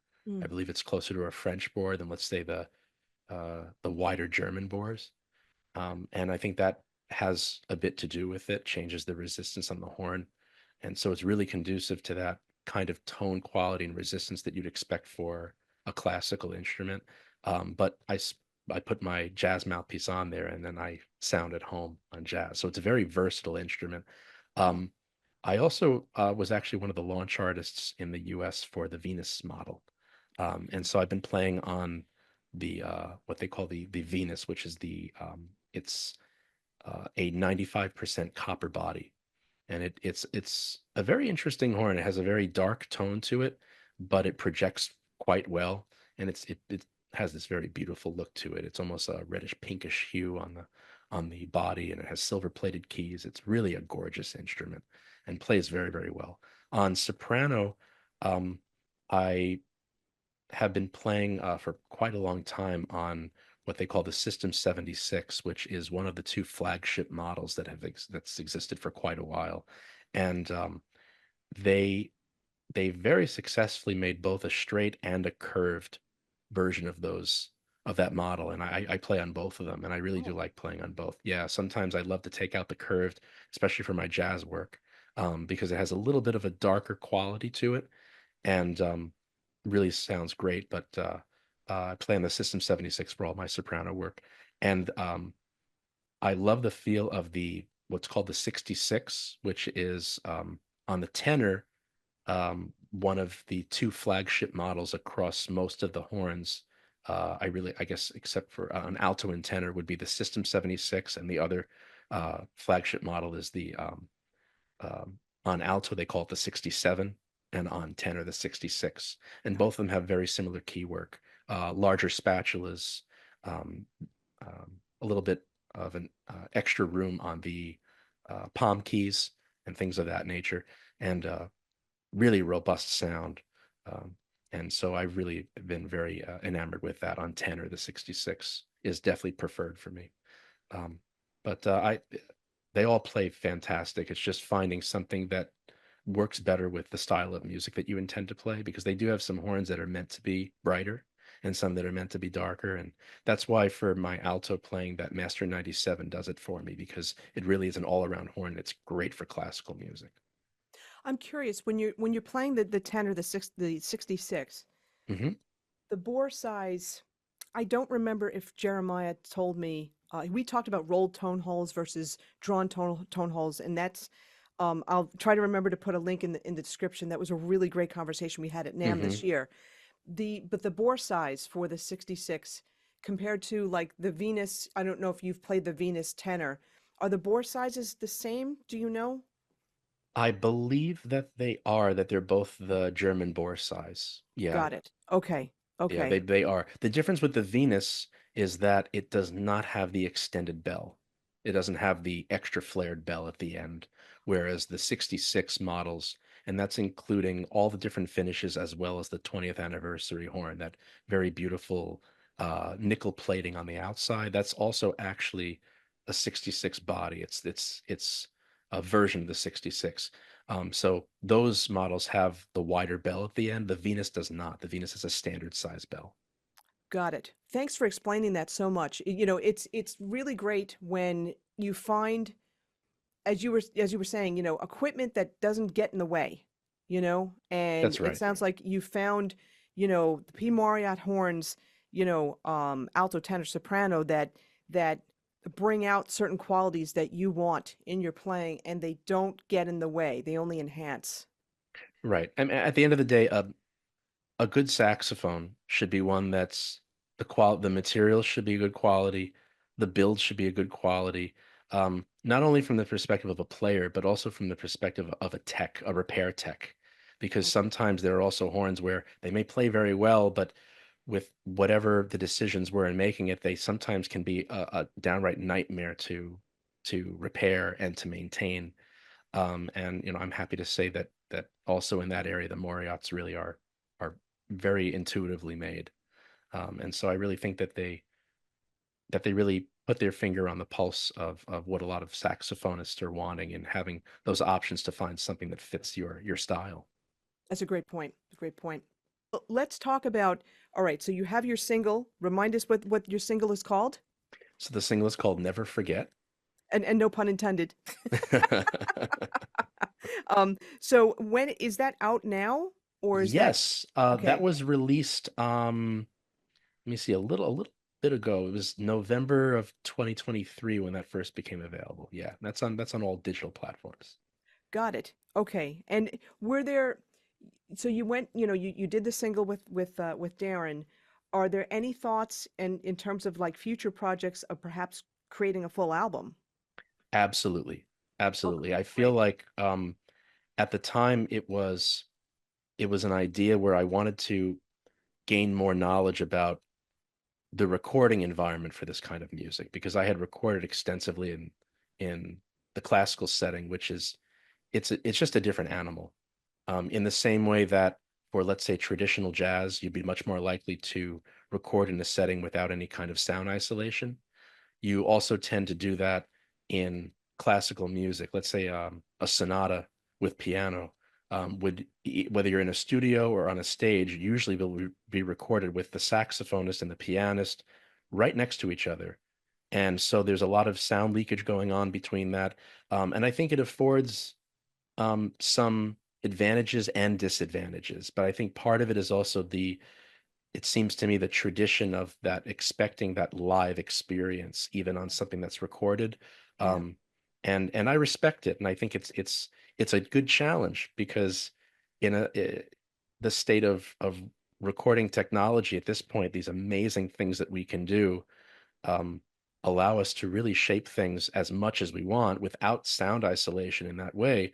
It's really all about what was created in that moment. So I think it really does help to recreate otherwise what would be a live experience. But in Mm. this style of music, it requires you in smooth or contemporary jazz, I mean, that it requires you to think about the performance and recording process very differently.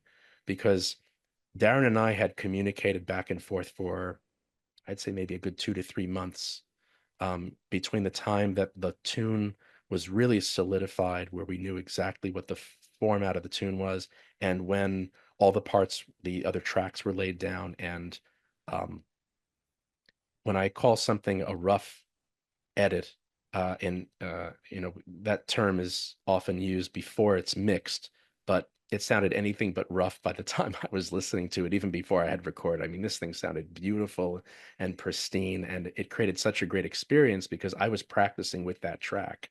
And so I came in really ready to go. I knew that inside and out. And so part of that is just realizing that the game plan for this kind of music is very different. You still will have the spontaneity of finding in the moment what you want to do, and we had some of that. But understanding what the story is, understanding what is my intention here, I think it is a different way of thinking about the music. And I think sometimes from the classical perspective, there may be this misunderstanding that because of the fact that there's complete sound isolation, that it means that, well, we can go note by note if we want, because we could just put this together. It really isn't true. In order for something to be musical, the less editing that there needs to be done, the better. And in service of that, there were times when Darren would say, I like this phrase, but in order for this to really work, you really need to be able to carry this from this point all the way to that point. Can we take it again? And it really gave me food for thought on listening to these really masters of those styles like Dave Koz or Gerald Albright or others. I mean, those are two musicians who they're my musical heroes today are those two musicians. I absolutely adore their music. And I see both of them live any chance I can get. That hearing those long phrases come to fruition and the way they carry their air and the way they think about phrasing, it is much, much more difficult to do that than people realize, Mm. no matter what style of music you're coming from. So it really makes you think about um, how you fit in to uh, an entire song in that way, that you really are part of a whole, even though you're responsible for the main melody. You really are just part of a whole. You are in the same way thinking about, let's say, ensemble work in a sax quartet. It really is the same musicality that you really have to bring to that. And it's, boy, is it physical. I felt like I felt like I completed a marathon by the end of that, feeling Wow. how I needed to push that air, especially those forte sections, and how long I needed to be able to go. That really guided the way that I practiced after that. Now I'm so much more comfortable with that, but that was really the beginning of a journey for me of thinking about the instrument in a much more physical manner by that point. It's so fascinating that this aspect of this that you're sharing. It really is. That's so cool. Now, talk to us, yeah, like current projects that are out, the single, but also you have a classical album out that's been out for a few years right now as well, right? I do. That was a labor of love. I really enjoyed that album, the Global Saxophone. And um, there are several world premieres on there. I had commissioned several works for that album. And the concept of the album was that I was and still am extremely fortunate that I I get to travel quite a bit for my music. And the fact that I get to experience so many wonderful things and so many cultures, and my world has become such a larger place and a wider place because of my music, that I wanted an album that celebrated different cultures that I've experienced. And so I worked with composers whose music uh, is really a crossover of sorts. Um, and the result, I think, was music that I'm very happy to say contributes to the repertoire for saxophone and piano, which I think is a beautiful combination. It's often difficult to get large ensembles together, like let's say a concerto, and I love concertos, but I adore saxophone and piano. It's a beautiful combination of timbres, and I think it's also very amenable to new works because it's a duet.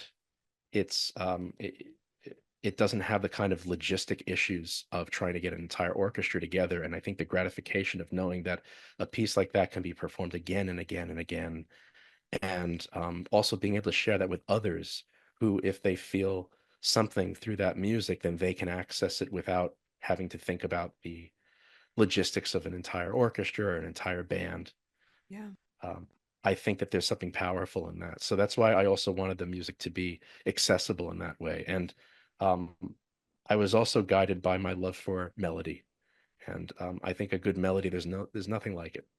And so the composers I worked with were, um, I think, the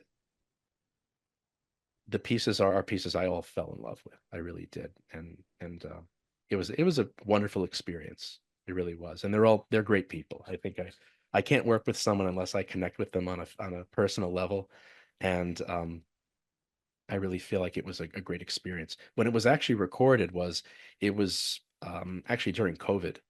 It was right at the height of COVID. We recorded at the Adelphi University campus in Garden City, New York, Oh, which has wow. a beautiful concert hall, one of the best concert halls I've ever played in. And so we recorded on the stage, and my producer and also engineer for that album, he actually I think he mastered also. He's really wears multiple hats. A colleague of mine at Queensborough named Robert Anderson, a fantastic musician and a great engineer and producer.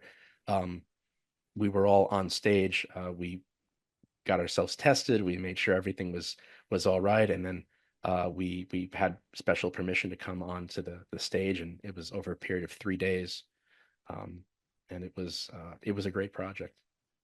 Where can people find not only your classical album, but also your single?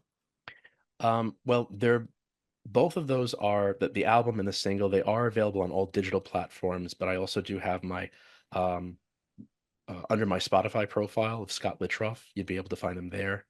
But it'll also be listed on YouTube, my artist profile there, my artist profile on Apple as well. Okay. And what about your website? The website is actually under construction right now. I'm actually revamping. I'm going to do a nice, hopefully, as soon as I possibly can, have a nice release. So it's scottlitroff.com. So nice and easy. But right now it's under construction. So if someone goes to it, you'll probably get one of those 404 errors, unfortunately. But hopefully I can have that up soon. And I actually do have a project coming up in June, I'm very happy to say. So I'm collaborating with one of my colleagues from another department on campus at QCC, who is actually a great musician himself. He plays guitar and sitar, and Oh, he's a great sitarist, the beautiful uh, instrument of the Indian subcontinent. And we'll be collaborating with a jazz group plus sitar and tabla, and all original works that both of us have composed as a crossover fusion between jazz, smooth jazz and Indian classical music. And so that's a really fun project that we're engaging in now. So we'll be recording for that in late June. And then so hopefully by maybe by late fall or early winter, we'll be able to release that. That's awesome. And let me ask you this question. You're on the socials too. So I like where sure am. okay, where can people find you, like on Facebook, on Instagram? So Instagram, you can find me. It's Dr. period Scott Sax, no spaces. So Dr. Scott Sax. Got it. And you can find me under my given name, Scott Litroff, on Facebook. But a lot of my media goes through my Instagram. And so if you're on the IG, you can find me that way. On the IG. Well, listen, Scott, this was incredible. You just everything that you shared, the tips that you didn't realize that you shared, but just your insights and everything. What a pleasure. I am so glad that we met at NAMM, and I'm so glad we got the chance to do this. This is so great. I appreciate this. I appreciate you. I appreciate what you do for our saxophone community. I think it's having that sharing attitude towards things I mean, this is how all of us lift lift ourselves up with everyone else at the same time. I think it's great. This is a great community that we have, and I appreciate the time. I appreciate the conversation. So thanks so much for having me.